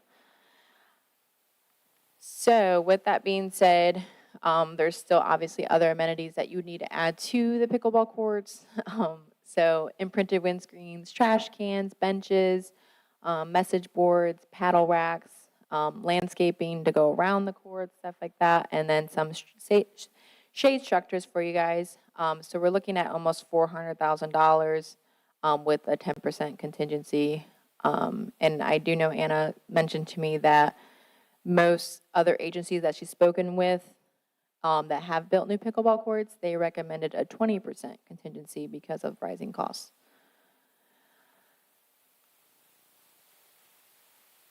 Any questions on the pickleball courts?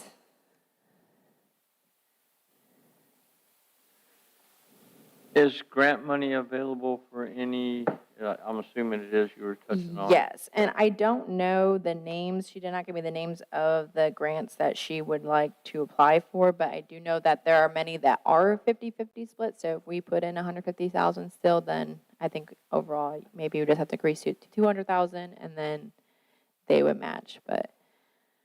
What's the best place, do you think the skateboard park's the best place for the? I do not, pickleball? just because you're only going to get 3 courts. So this 6 new courts would go next to the tennis courts, in between where the dog park is and the tennis courts, that big grass field there. They would be able to fit there. And then adding it at the skate park, again, you're only going to get 3 courts. So we would still have to designate the tennis courts to be used for pickleball courts during pickleball league, because they would not have enough.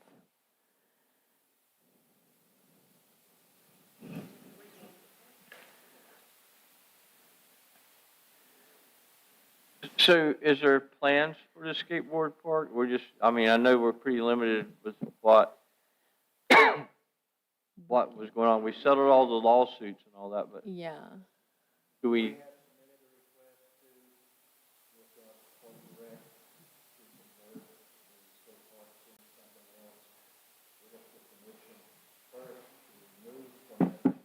Because of the grants involved? So these guys over here probably skateboarded once or twice. I know Justin has.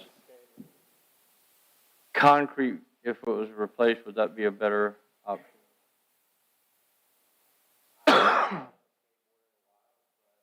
Well, you're getting old. AKA never.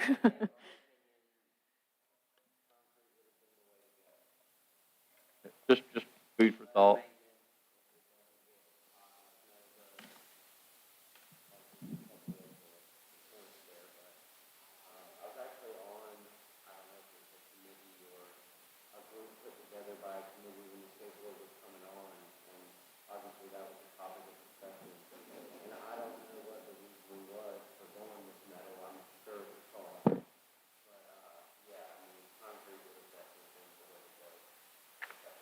And I'm kind of getting off on a tangent, but I was just wondering about, but for the budget, you know, with the skateboard, I know there's a desire, but there's a liability with the skateboard as well.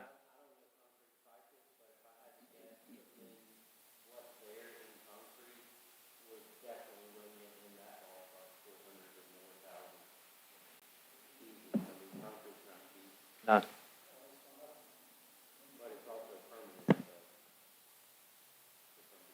I think our biggest thing with this allocating for skateboard park would be liability, I guess.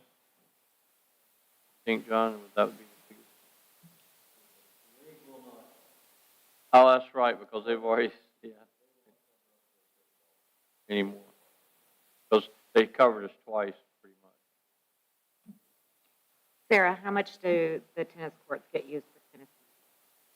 More often than you would think. We actually are kind of in maybe a process of adding a tennis league because we've had so many complaints of tennis players not being able to play because of how often pickleball is out there. They have designated times, but then they also have their own equipment that we allow them to leave out there that's paid by the players. And so if they wanted to, during non-league hours, they can actually set up pickleball courts at the tennis courts to play.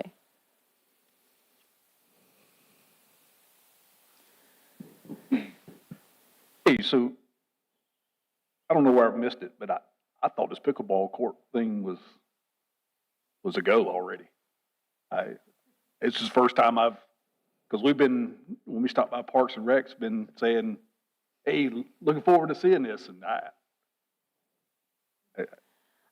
So, and I don't know if John will speak on this, Yeah. but It's still out there, but it's just a matter the of. biggest thing was we had to keep waiting to find out if we were going to use the skate park or not use the skate park. It hasn't been just a simple go ahead and move forward pickleball courts.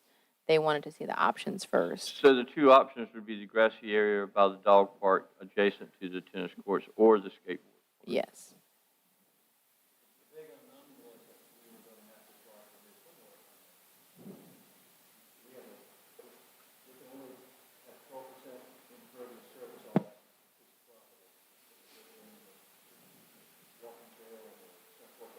We're already probably over that. So if we only go with 3 and use the current skate park, we wouldn't have to worry about that. No, you still would. Yeah, you would.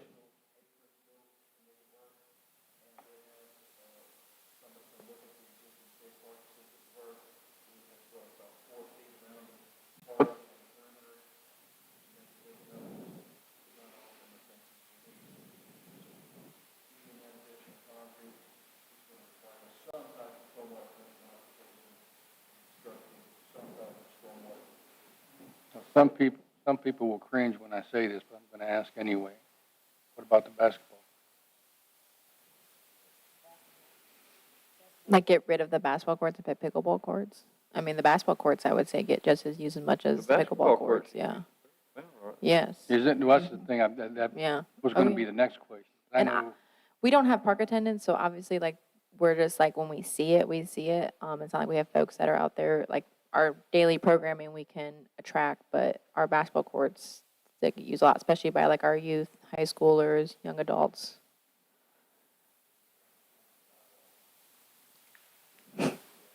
Thank you. Put hoops around the walking. Okay, I'm going to move on then. I deviated them. Yeah, pickleball courts are fun.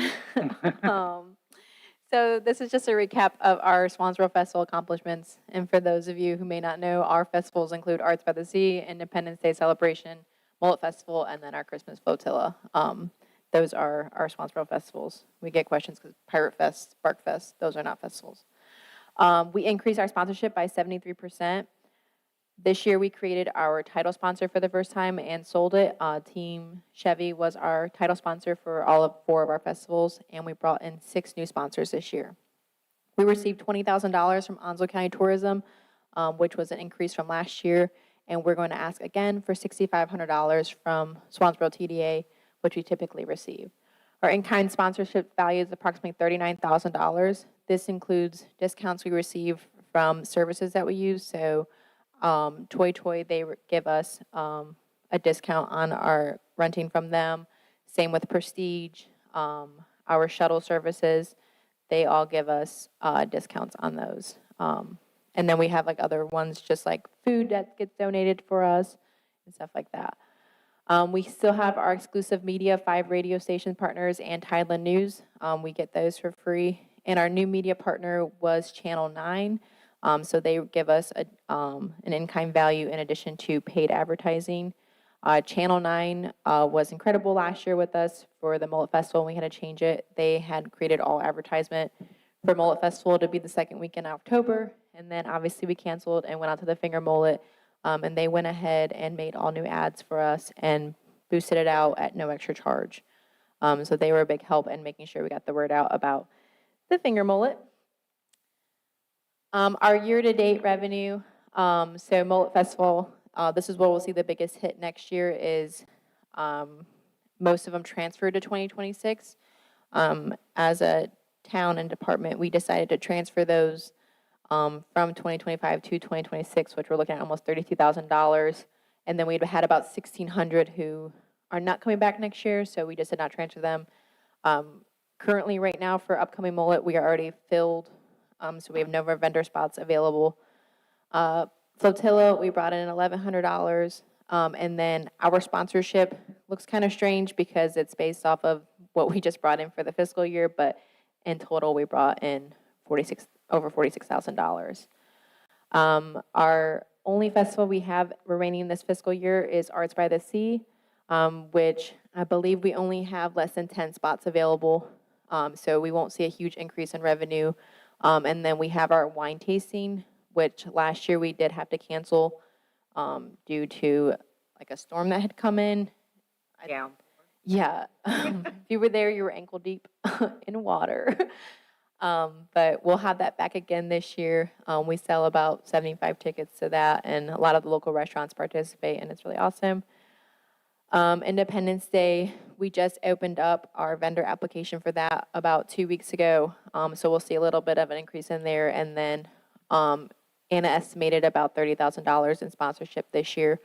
Last year, obviously, we saw a huge increase in sponsorship. We hope to repeat that again this year, but you just never know where people are financially with their business and stuff like that. But we have increased the amount of advertising they receive, including TV, radio, media at different levels. So our festival department has done an excellent job of tracking our expenses. We are under budget this year due to some of our mole expenses obviously not happening, but we still had to incur some with cancellation fees and stuff like that. Our performance license did increase this year, so that'll be the only really big thing you'll see of a difference of what we budgeted for festivals this year. But as far as our rentals and all that, we stay on track. Here are some of our current challenges and budget needs for looking ahead. So festival parking, currently we use Ward Farm for parking.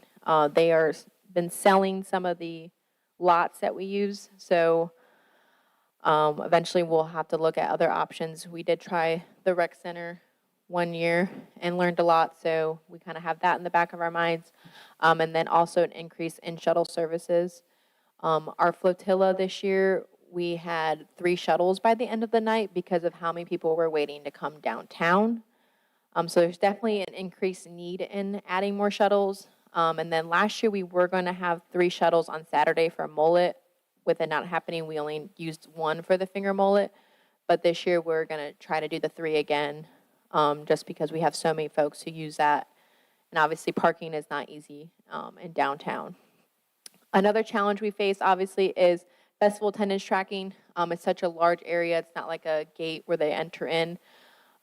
So we have looked into some software solution that we can use, like AI tracking, to find these numbers and kind of see where people are coming from. Are they visiting from out of state? Are they just here for the weekend? We do have volunteers and staff who go throughout the festival and try to get this data and like ask people to take surveys. But it's definitely not like a ton, I will say. Our part-time staff, so our Parks and Recreation part-time staff do not receive overtime for festivals like our full-time staff and other part-time staff I know in other departments we have. Most of our Parks and Recreation part-time staff are working 20 to 30 hours on a festival weekend, especially mullet. They are also beforehand not just helping with setup and breakdown, but weeks ahead they're helping coordinate. They're calling folks for us. They're making sure we have insurance from each of our food vendors. They put a lot of time and effort into our festivals, so this is one downfall. We have noticed that we would like to see our part-timers get time and a half like our full-time do for festivals. Wi-Fi, Jacob last year introduced, what's it called? Starlink. We would like to add additional access points. He currently has 3 we can use. But if you've ever been to Mullet, it's all downtown. So we definitely need more than just 3. And we do hear that complaint a lot from our vendors that most of the cell phone towers are blocked because of the amount of people on there. So they're not able to take credit card payments, which is primarily how people pay now. Marketing and media, as we've increased our TV commercials and advertisement, we hear a lot from them that they want more photos, more videos, and these aren't just like photos you snap on your iPhone real quick, more of professional photos. We had it done a few years back, and we would like to see an increase in that for upcoming years, and also our professional website design, just to have more of a prominent website that people can go to. Any questions? Yeah, Bill. So you probably touched on this, but with the Mullet Festival being changed, and so we're transferring the sponsorship or their fees, their application fees over to this year. Correct. Did we set that money aside, or are we going to be a shortfall this year with revenue generation for Yeah, the it'll be a festival? shortfall, yeah. Do we have any idea how much that'll be? It was like 30,000, I think it was, I put on okay, here. yeah. For some reason, I was thinking 26. Yeah, 31,000. 31. It's on the year-to-date. And then there's nothing we can do about this, but, you know, the Mum Fest is that day in New Bern, same day that we had the Mullet Festival. I think it's every year it falls on the same day. I thought Mount Fest was the weekend before. Oh, it is the same, yeah. I think every year it's the same day. Yeah. Yeah. So I wonder what kind of attendance they have and how that might affect. We were here first, but yeah. But Well, I still. will say this, with MumFest, they did not transfer their vendor fees, and they received a lot of backlash on that, and we were actually really boosted on media about how we did accommodate our vendors and that's stuff like that, good. because most of them are local, and that's like that's their income, so. I just wish they hadn't scheduled on the same day. And there's I nothing we don't can think do it about it. affects us too much. They probably didn't realize it, I'm sure. We have a lot of people down here.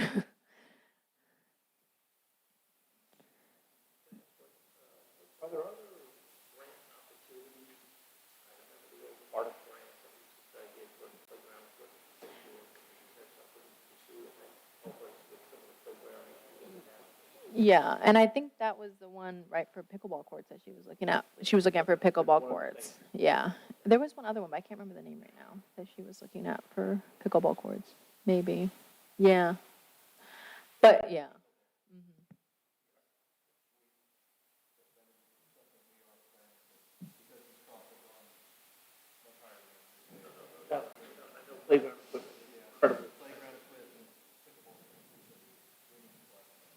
Yeah.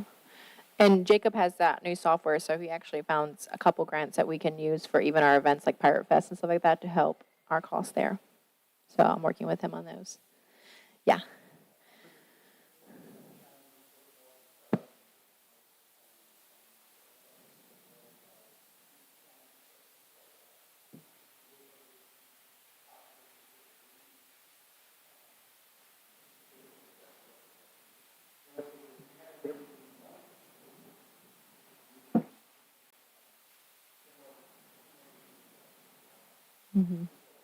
That's what you gotta bring forward.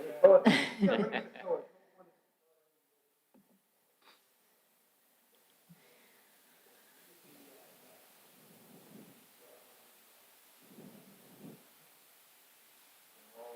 Not all the time.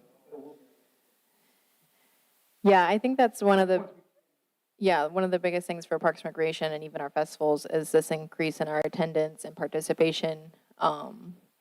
We're building communities here. I think now we almost have kids in every department, even that work here. I know Mayor, his granddaughter comes to our Sprouts and Tiny Checkers. So it's really just like we're continuing to grow and build and stuff like that. So those are just points we really need to look at to see which one we need to prioritize.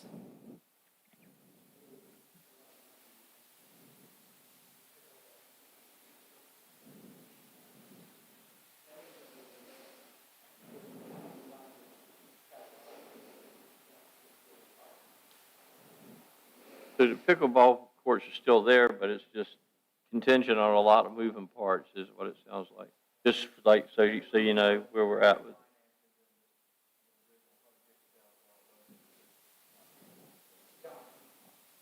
And it's going to take care of less and less as we move forward.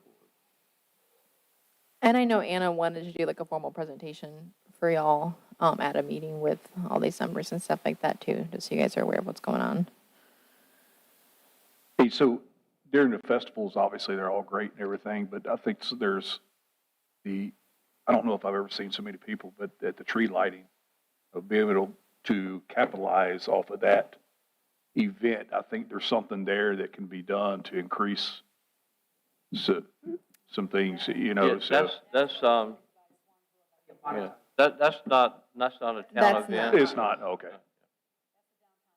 It's Is very, it? it's Okay. it's very confusing, but Lord don't like the tree 10 minutes early. Yeah, that was one thing, actually at some of our festivals meetings last year we discussed, was a lot of our folks work the candlelight, especially fire, police, public works are there. And then we have our Christmas flotilla on the day after Thanksgiving, and just finding a way to just put that all into one, maybe even weekend event where flotilla is Friday before the candlelight and then candlelight's on Saturday, just so it's not all, hey, work all this back-to-back events that are kind of similar. And also, I think it'd be really nice to have the tree lighting at one of the town's events, like sanctioned festivals. But that has been discussed in the past.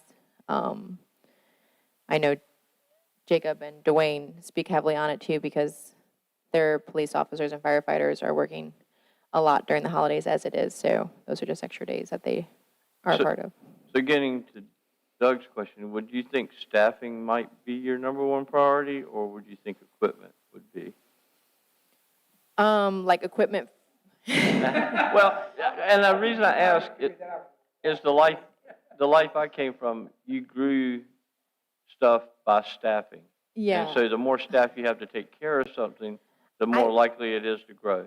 Well, I think if you ask Anna, she'll say equipment, but for me, as the one who oversees our programs and events festivals, I'll say staffing. But obviously, then also safety with we don't want to lose a tot lot and Yeah. lose Yeah, that amenity that's for very- our kids. That's them.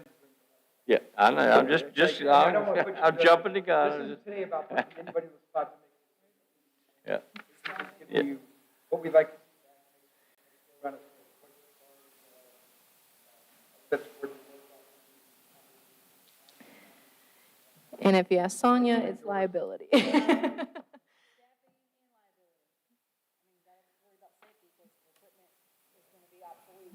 Also have enough staff So that at would probably events come to first. respond. Yeah. Safety always. If you ask me, staffing.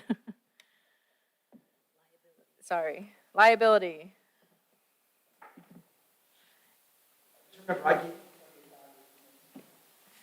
Oh, be quiet. Any other questions? Okay, I'm gonna move on to whoever's next. Oh, Rebecca.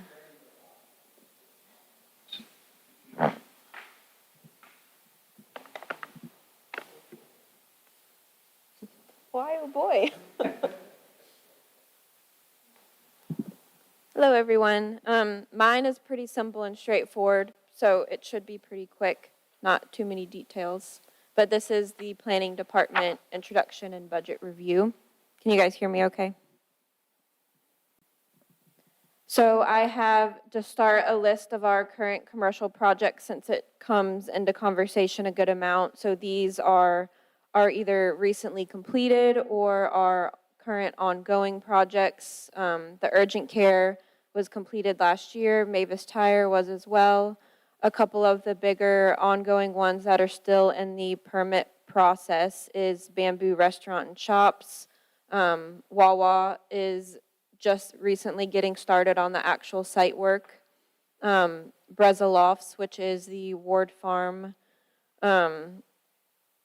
development that you guys previously heard a special use permit for, but it seems like it's going to have to come back for a new special use permit. They're slightly changing the design of what they want to do. So that's going to be ongoing. Swansboro Family Dental. The Havens at Hammocks Beach is a smaller minor subdivision, 7 lots or less. And then we have the School Street Phase 1, which is the retail commercial lot next to Starbucks. And then we also have, it doesn't have an official name, but it's the lot next to Community Lumber that they have been working on demoing those 2 older buildings on this week. So those are all upcoming projects that are currently in either the site plan review process or in the building plan review process. Rebecca, can I ask a quick question? Has Wawa given you like a timeline on what they're optimistically looking at for opening? I don't know that. I can ask Jackie, our permit tech, because she kind of has more of, once it gets out of the plan review and it's more on the building side, I'm not as heavily involved in that, but. Can't they take as long as they want, as long as it's within the permit date? So Yep, as long as the it's permit like doesn't they can go right up to expire. the very last date.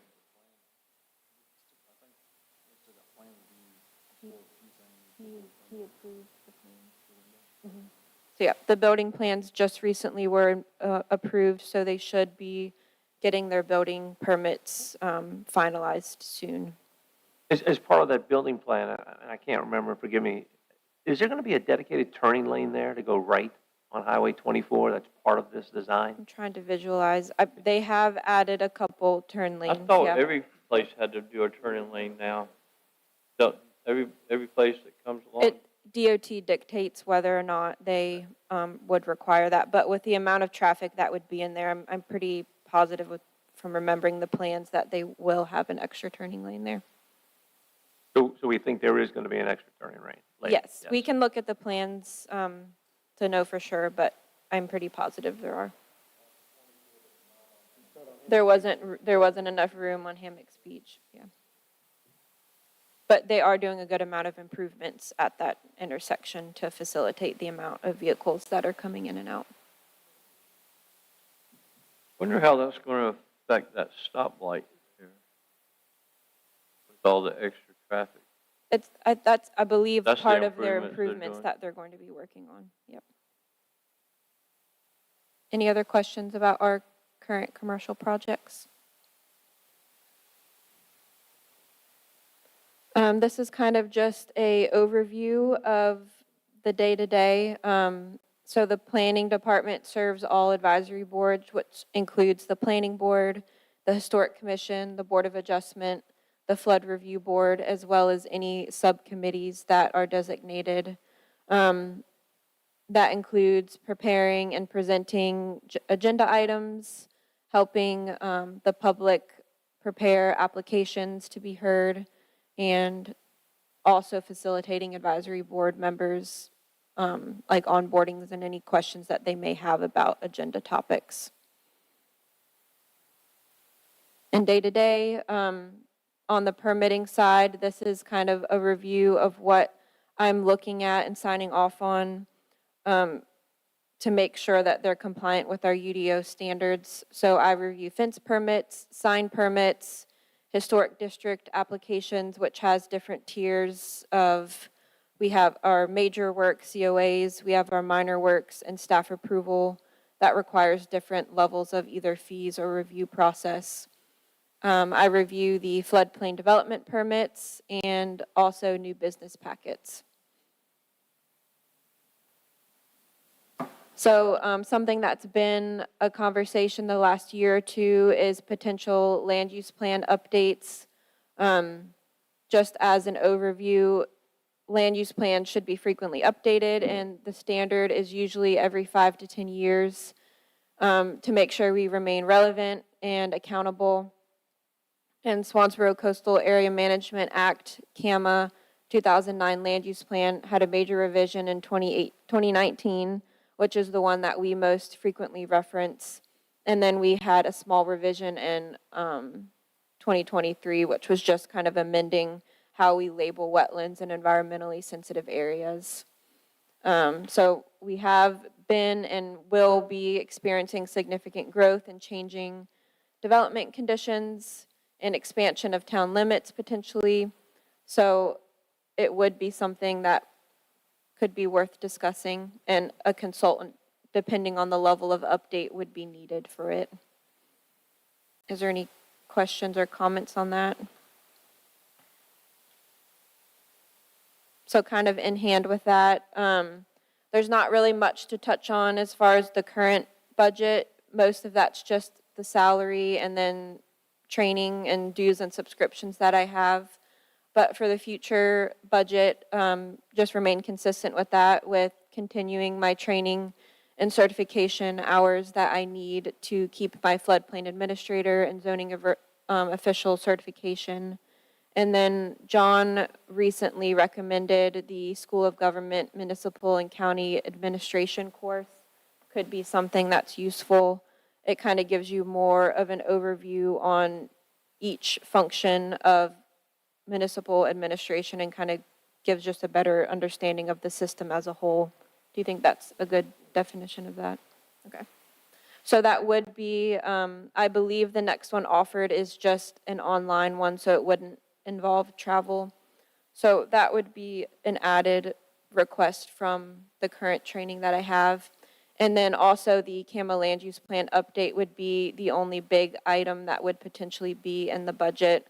So these quotes, the 3 listed are from last year, so just keep in mind these are just estimates, and it's also very dependent on the level of update or complete rewrite that you guys are interested in. So it would vary a lot depending on those details. But Stewart is the consultant firm that did our last 2019 update, and they quoted 45 to 50 for an update and 70K for a full rewrite.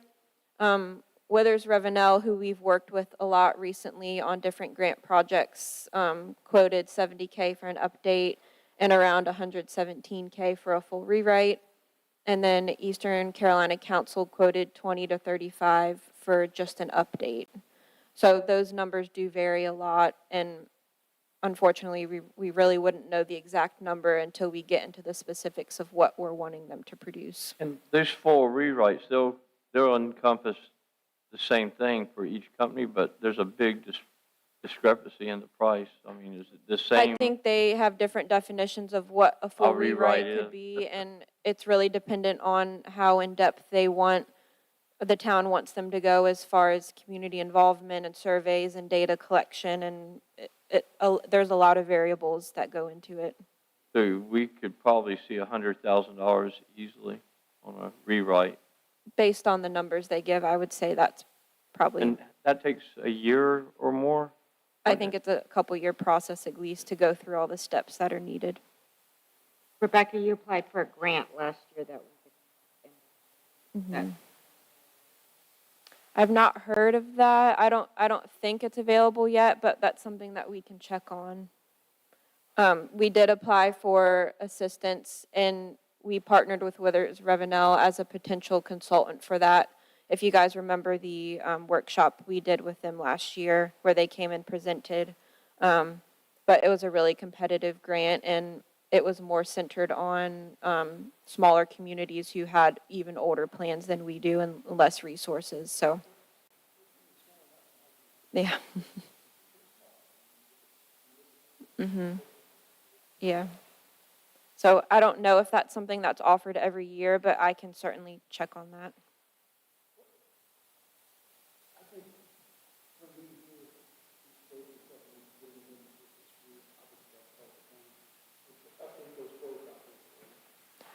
Well,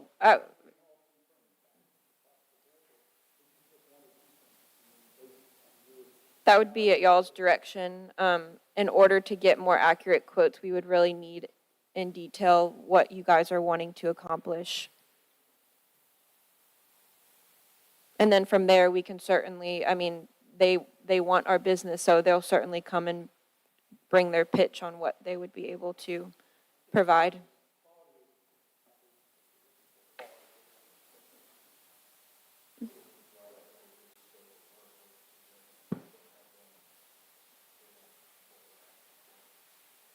So I have a question. So with the state doing or looking closely at ETJ stuff, would that affect our land use plan at all? Or like if the state takes over all the ETJ management, would that affect our land use plan?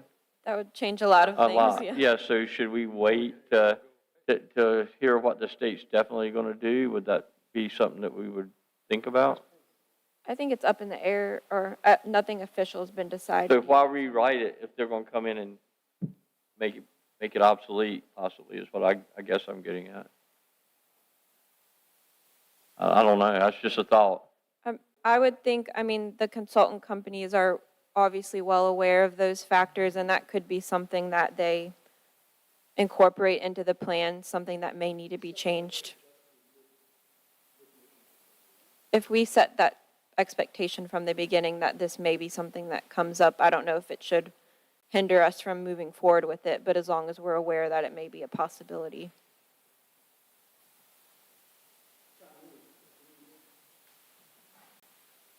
Opinion on it? Probably.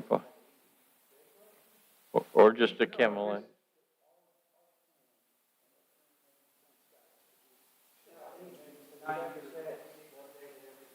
$5 to $10.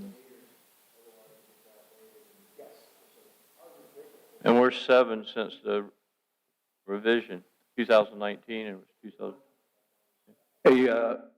Hey, Wayne, do you want to share your conversation you had at municipality?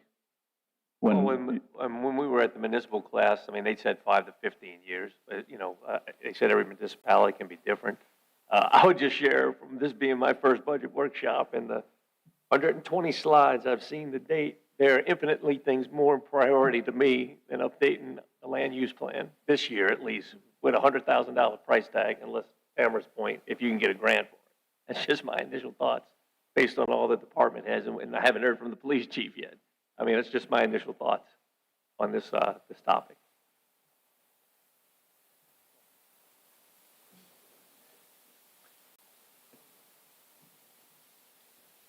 Okay, that's all for me unless you guys have any more questions. Thank you. Thank you. Any questions? I thought it was you. No? I thought you were going last, John. No? Oh, wow. All right, so good morning. I'll just give you a little brief overview of the PD, and then we'll go through the 2025 statistics that we had, and then all the events and activities that we did in 2025, and then kind of go into some of the things that we've been working on, and then finish up with some of the things that we got to work on towards the end of this year. Department organization. The Swansboro Police Department is composed of 13 full-time sworn law enforcement officers and 2 reserve officers. In addition, the department is supported by a civilian administrative assistant, The department maintains 13 police vehicles that are equipped with mobile data terminals and speed enforcement equipment, and all the officers are issued body-worn cameras which record all interactions.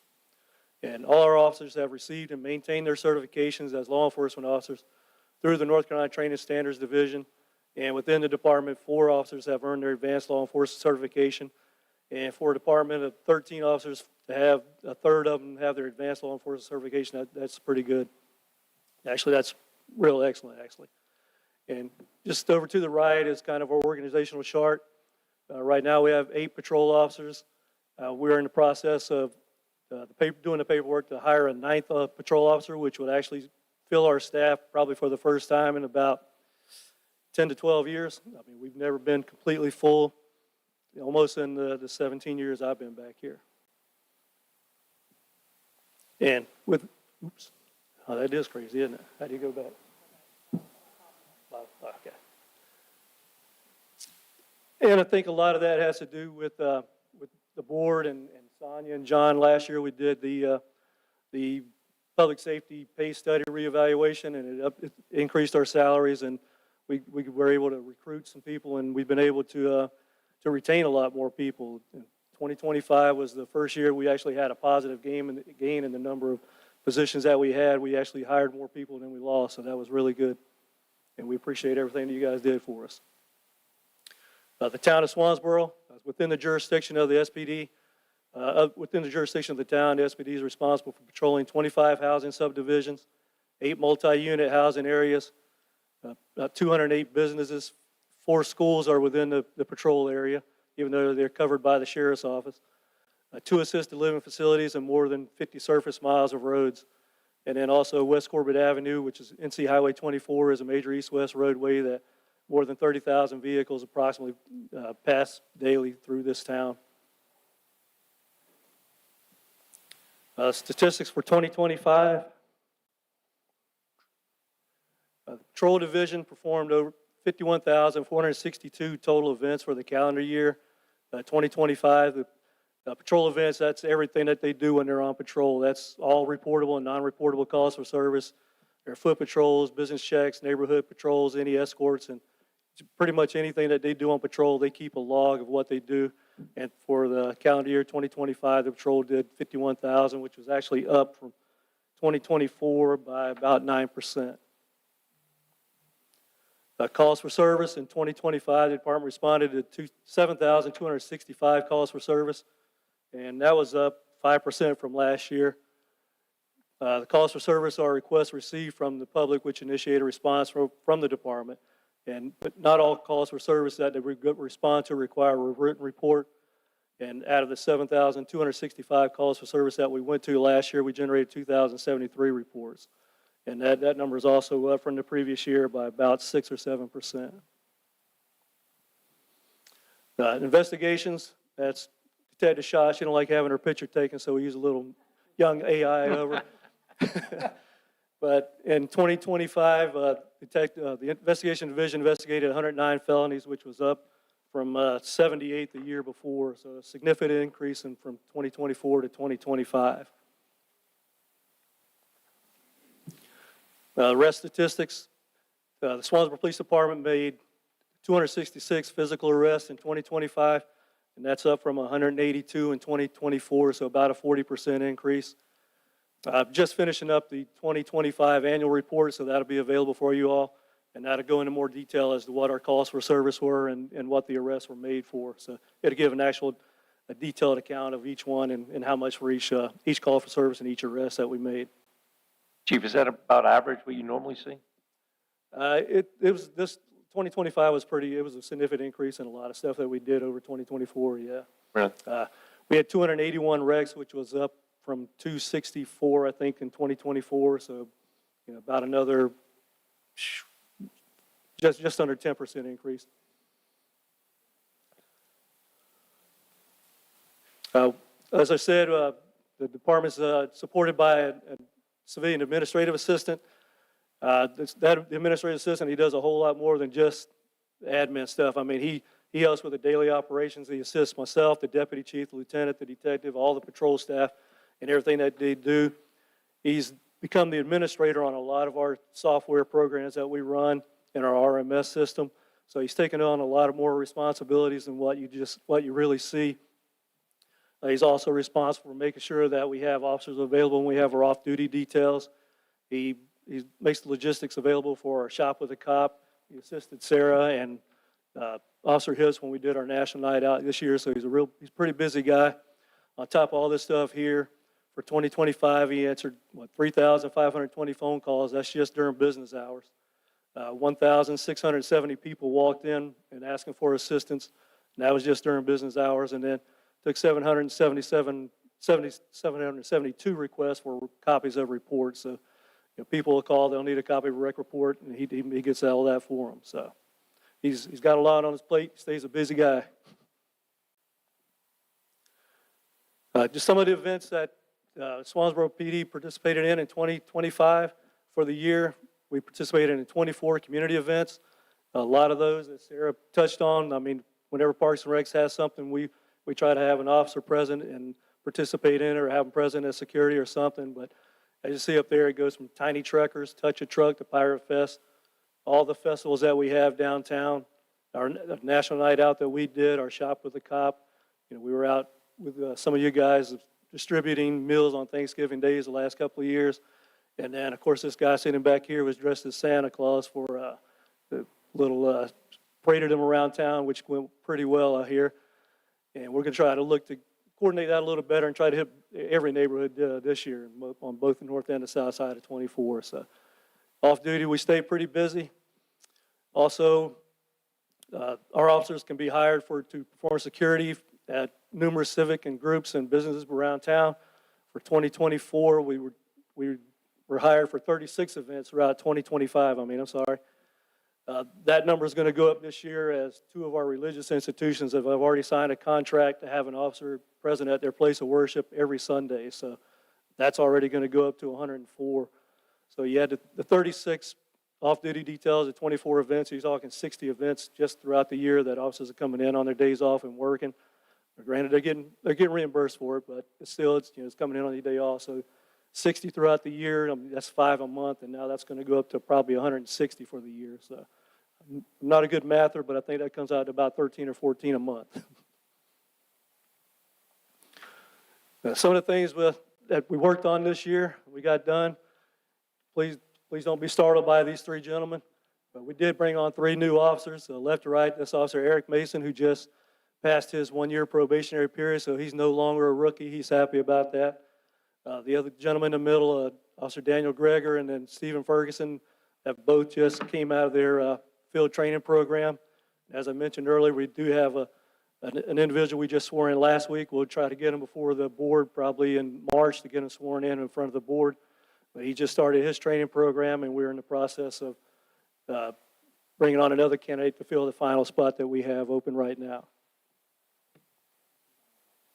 Because he don't have to, he wasn't a Marine, that's why. Yeah. Patrol vehicles. The SPD ordered 2 new vehicles to replace older vehicles that were really getting out of date. And I know I was approached about the black and whites or the black vehicles that we had. Trust me, I'm a traditional guy. I love the black and whites, especially on the sedans. To me, they just don't look right on the SUV. So we did a little compromise, and we're going with the white graphics. I hope that's okay, Jeff. And we are putting the light bars back on all the vehicles now, so whenever they're riding through the neighborhoods, the presence will be there. Also with the presence on 24, people, they see the light bar, they see police, they tend to kind of do a little voluntary compliance and slow down on their own. So both things kind of knocked out there with one stone. Replacing obsolete radios. By 2030, the current handheld radios that we're using will be obsolete. Right now, they're unable to make any repairs on them, and getting batteries are just about as hard. We did just order 5, and they came in yesterday, so we just got to get them sent to Motorola and get them programmed. The Motorola place is up on Piney Green. And so we're looking at, over the next two budget cycles, to continue to rotate them out so that by the 2027, 2028 budget cycle, we'll have all brand new handheld radios. So we won't have to worry about that, and then we'll just keep the old ones until the 2030 rolls around, and then we can surplus them. Speed trailer, which was actually purchased with last year, towards the end of last year's budget, but we got it in October, came online in October.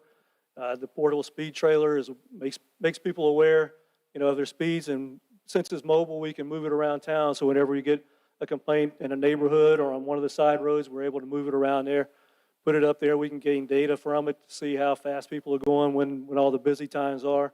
And then we could also put it along 24 to supplement the 2 that we have out there already.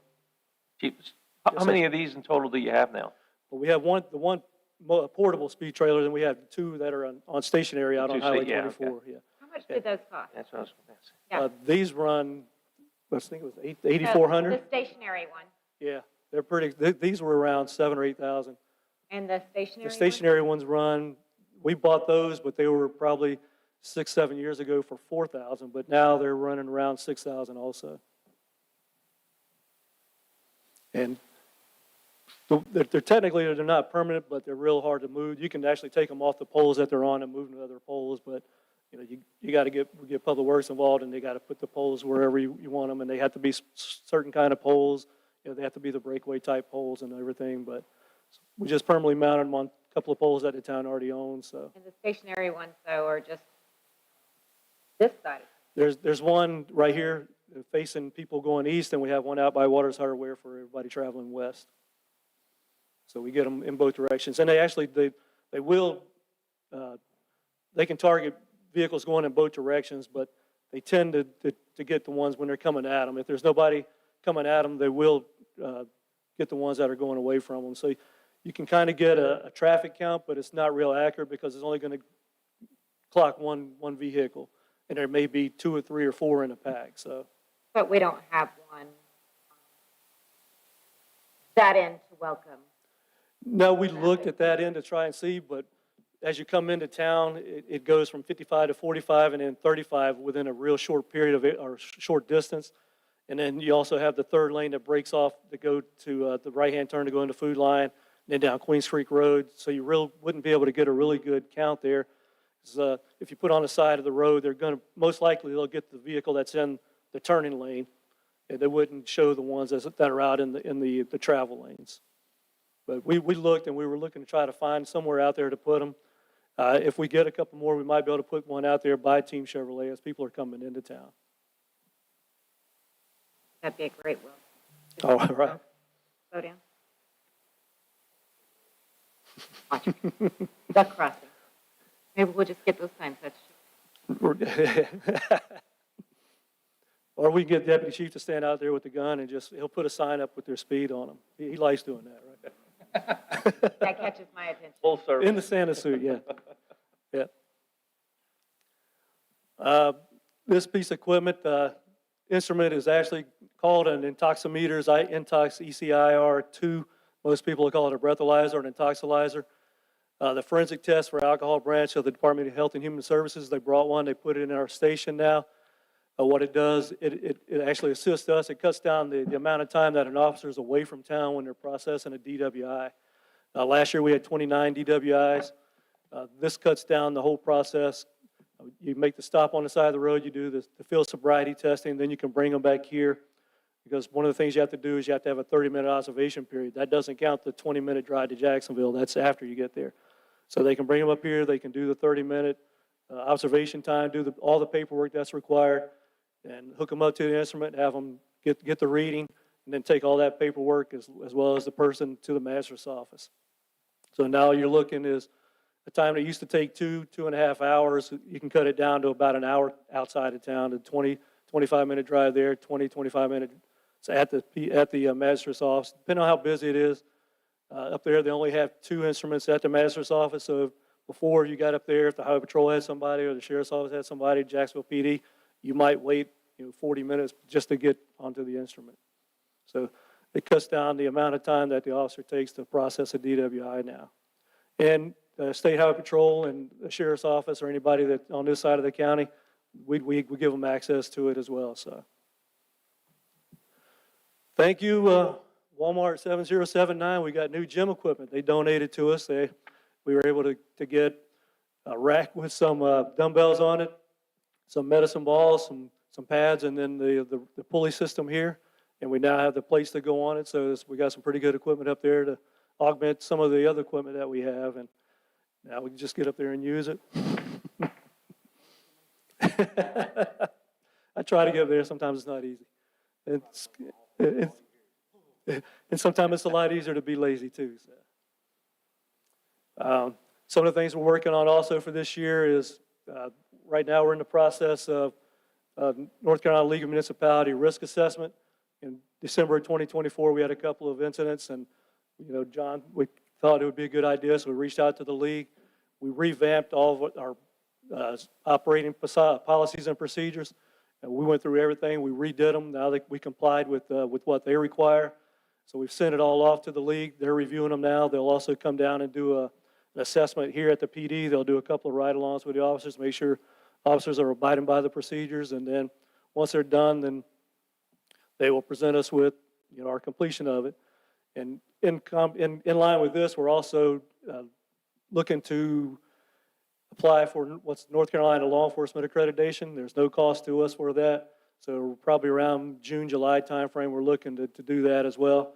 And those things, accreditation like that opens up to grant possibilities. The league risk assessment, once we're complete, I think it's about a 10% discount on our workman's comp or whatever liability insurance. So those are two good things that come out of that. Budget challenges, of course, the biggest challenge that the PD has is the rising cost of everything, needed equipment and other expenses. We need to replace some of our old tasers. These things are going on about 15 years now that we've had them. Some of the cartridges are getting hard, the batteries are hard to get, and we don't want to have any kind of misfires with them. I mean, you might draw them, and as they get older and the wear and tear, just normal wear and tear, they may not discharge properly. So the newer models, they're made of a more polymer composite, and these are all just old plastic, so they tend to last longer. And unfortunately, they come with a big operating cost. One taser is like $1,400. I could almost buy 2 handguns for that price, which I don't understand. But then you got to get the cartridges to go with it and the batteries as well. So probably in this budget and over the next couple, we'll look to cycle out some of these old tasers and get new ones in. And of course, the vehicles. We got 2 brand new ones sitting out there, but the cost of a new vehicle now is pushing $50,000 just for the vehicle itself. Then you're looking about $7,500 for the upfit and to have everything, all the equipment installed. So roughly about $58,000 just for one vehicle.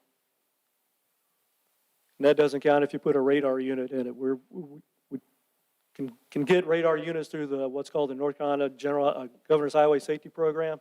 We participate in like speed events, checking stations, stuff like that throughout the year. We get points for it. You get enough points, and we can actually get brand new radar units about every year based on those at no cost to us. So uniforms for new officers. I mean, the pants, they get 3 pair of pants. 2 of them are for duty, and one's a Class A uniform pants. But they run $90 a pair, so you're looking $270. 2 short sleeve shirts. It's the underskin shirt, kind of similar to what I'm wearing now. But they run $50 each. And then 3 long sleeve shirts. They get 2 kind of similar to this, plus a Class A shirt, and that runs about $180 for all of it. Your shoes, and then just the basic outfit, just putting uniforms on them is around $700 minimum. And then if we don't have a bulletproof vest that fits them, then we need to order one. You're looking $550 for that, but fortunately, the League of Municipalities does have a grant that reimburses for $250 for each vest. The outer carriers, we go with the outer vest carrier. If it doesn't fit, we have to get a new one. That's $180. And if we don't have any extra duty belts for them, if you get a whole new duty belt with everything on it, it's going to run you $300. The belt itself, $775. As the budget year ends, we have money left over. We try to buy some extra equipment or extra pieces that go on there, the magazine holders, the cuff cases, stuff like that. So we have extras on hand. But just to outfit one new officer is anywhere from $700 to $1,300 just for one person. That's our staff. That's everybody that does it, with the exception, again, of our detective. And like I said, she's shy about having her picture taken, but you see these guys, anytime the town's good about doing it, you guys are good about doing it, but thank them for the job they do. They're out there, rain, sleet, snow. Snow has been proven this past week, so, but, yeah. And sometimes they get stuck in that, they call the fire department, come and get them. We have, yes. Any questions?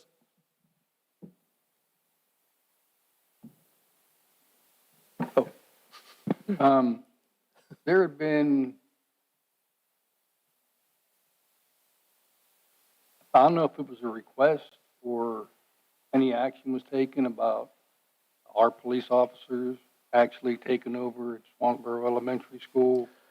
Yeah, we did bring that up with the sheriff. He has no problem. You're good.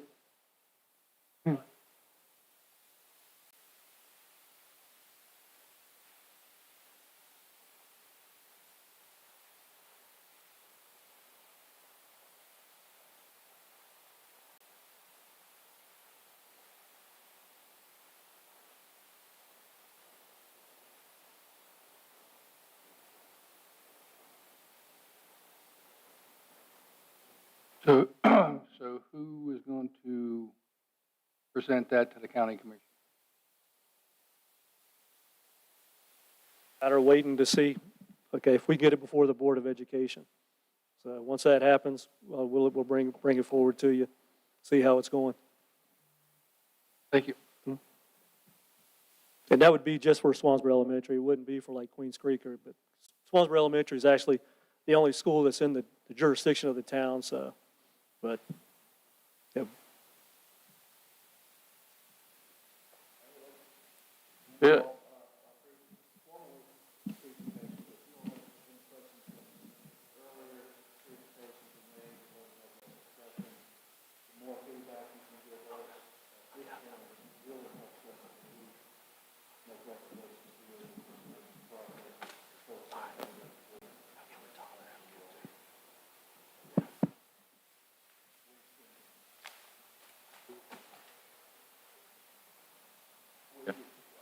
Just board comment.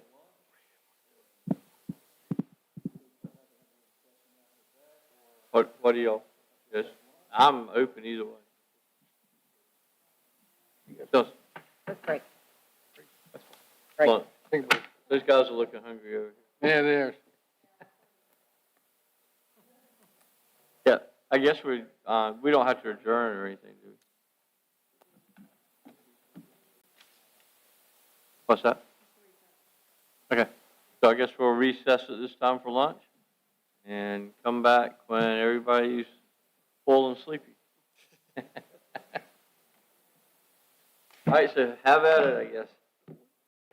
All right, I guess we'll resume back now since we finished our break.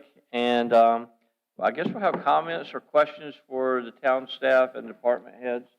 So anybody want to go first, or we'll do our usual format? You have any, Doug, you look like you have a lot of notes. You want to go first? Okay. I'm going to go first. Go first, Doug.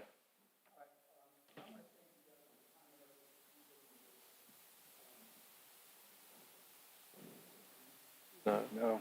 Gotta click the button.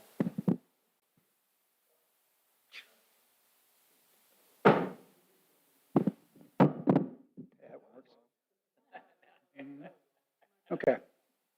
I'm going to, like I said, I don't want to get down in the weeds. That's not my job. My job is to provide a strategic above the fray. We're at 50,000 to 30,000 foot level in the airplane. You guys land it however you want. All right. You can taxi to the hangar, do the maintenance, put it back up in the air to 50,000 feet again. That's how this works. So I'm going to start out with something that John Locke said. Okay. And if you don't know who John Locke is, he's a philosopher, and a lot of what his writings are is basis of this country's become, and it's been ingrained in our Constitution. He's one of the great philosophers, okay?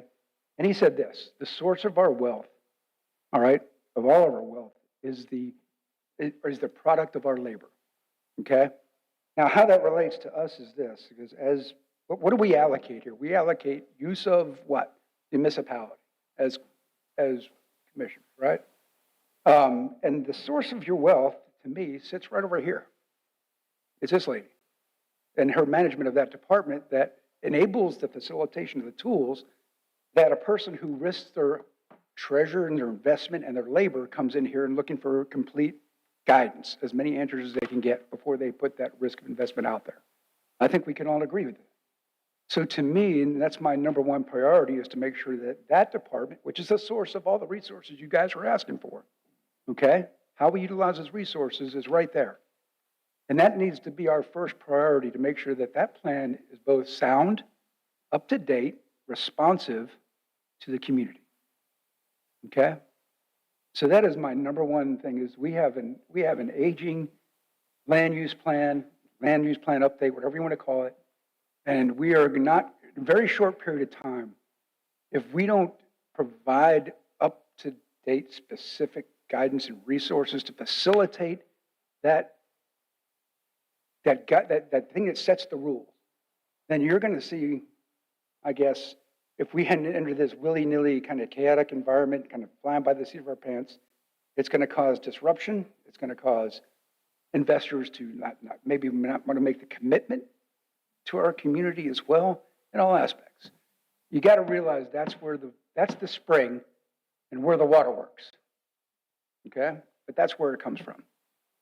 All right, so that's basically it.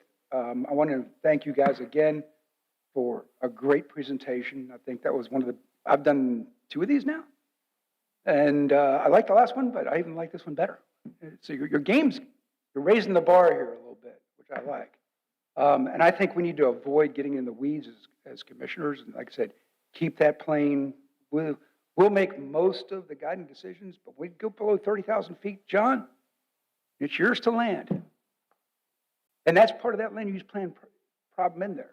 It's yours to land, but just give us the rule book, one that is both responsive and up to date, and how this community continues to evolve and change. And I want to thank you for your presentation.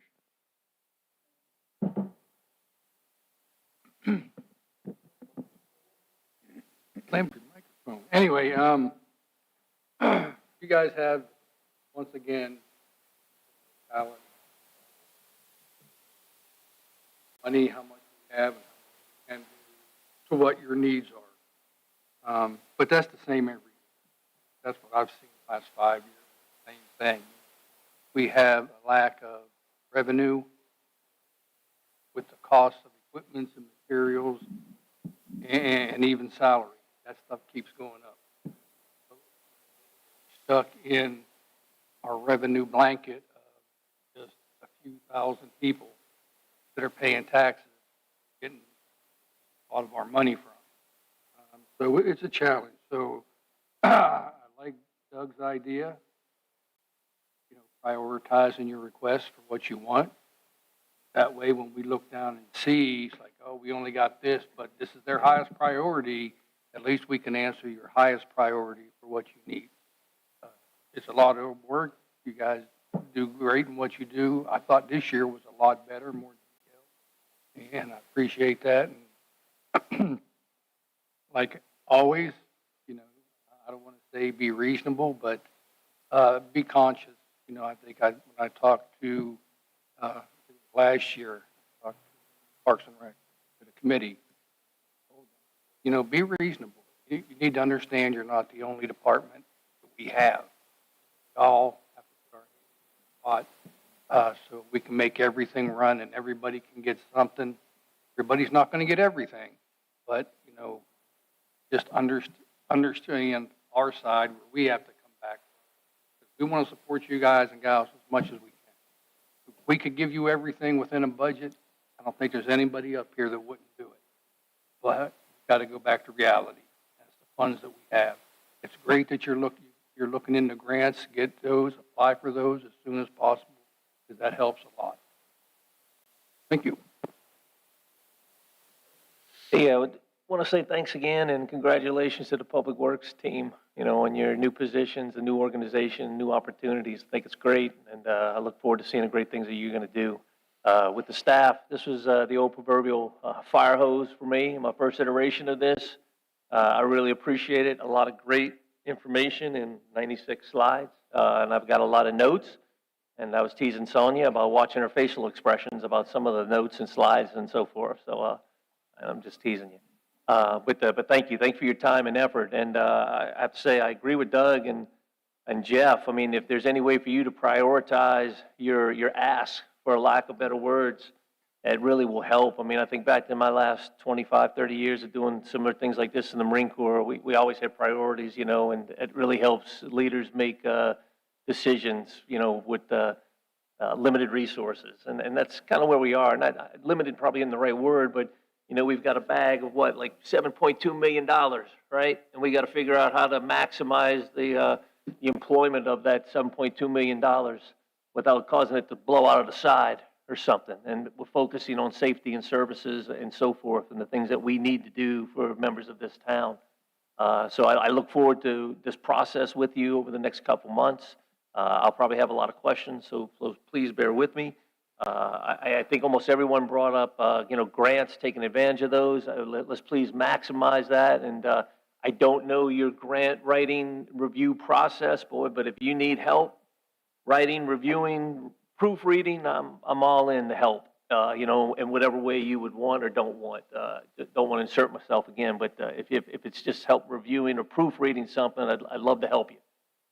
Having just some experience in writing things for base when it comes to some things that we've done.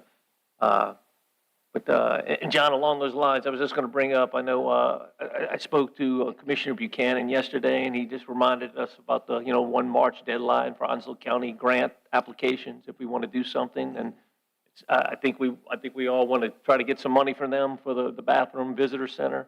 Even, I know we don't know a price, but like putting a placeholder in, I think that's what we're going to do, is do a placeholder. Right.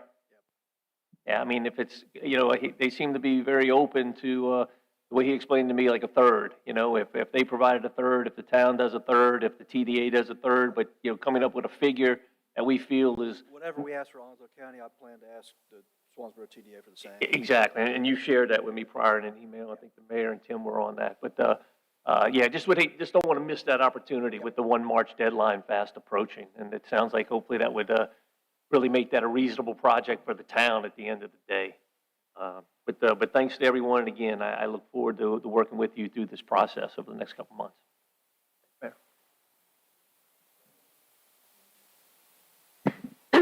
Well, thank you, everybody, for the work. There is a lot to go through, of course. Look forward to getting here and seeing how much of this. I feel like y'all were really polite in here. Maybe too polite. Except for Parks and Rec. But I do appreciate that, and it's impressive to see how often y'all actually make the effort and do the research and try to find the funds and the grant to go along with all this. Instead of just definitely appreciate that. Forward to seeing the priorities.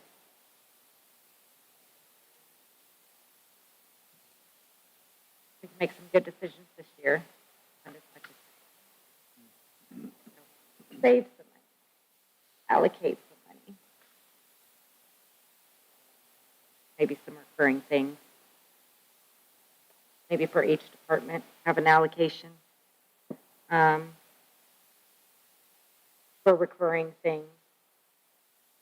Set that in place so that it doesn't have to be an ask every year.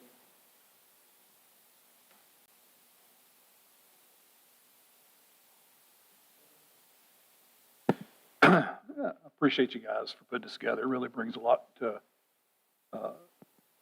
for me to understand and understand how things go. It has really been helpful. Congratulations to the Public Works guy. On the lines of what Wayne was saying is, you know, it takes all of us to especially you guys, to run this town to make sure it does. But, you know, in a sense, Public Works touches everybody in this town one way or another, weekly, daily, monthly. So it's very important that we have the brightest and best individuals that are doing that they're looking after our town. So appreciate you guys. and doing that. But obviously, we got some hard decisions to make coming up in a few months. Everybody here is just as important as somebody else. But obviously, there ain't but so much money that we can throw around and try to pick up what you need. So have an understanding from that and just keep your list together. And, money's found or something out there that we can fund it. But I appreciate it again. And again, thank you for what you did today, putting this stuff together.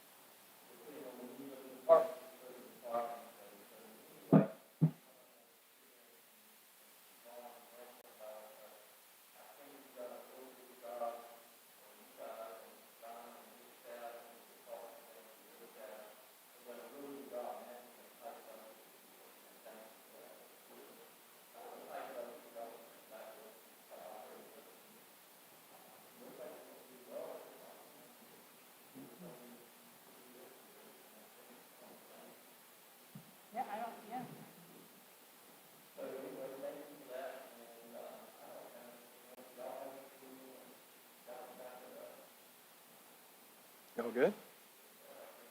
Thank you.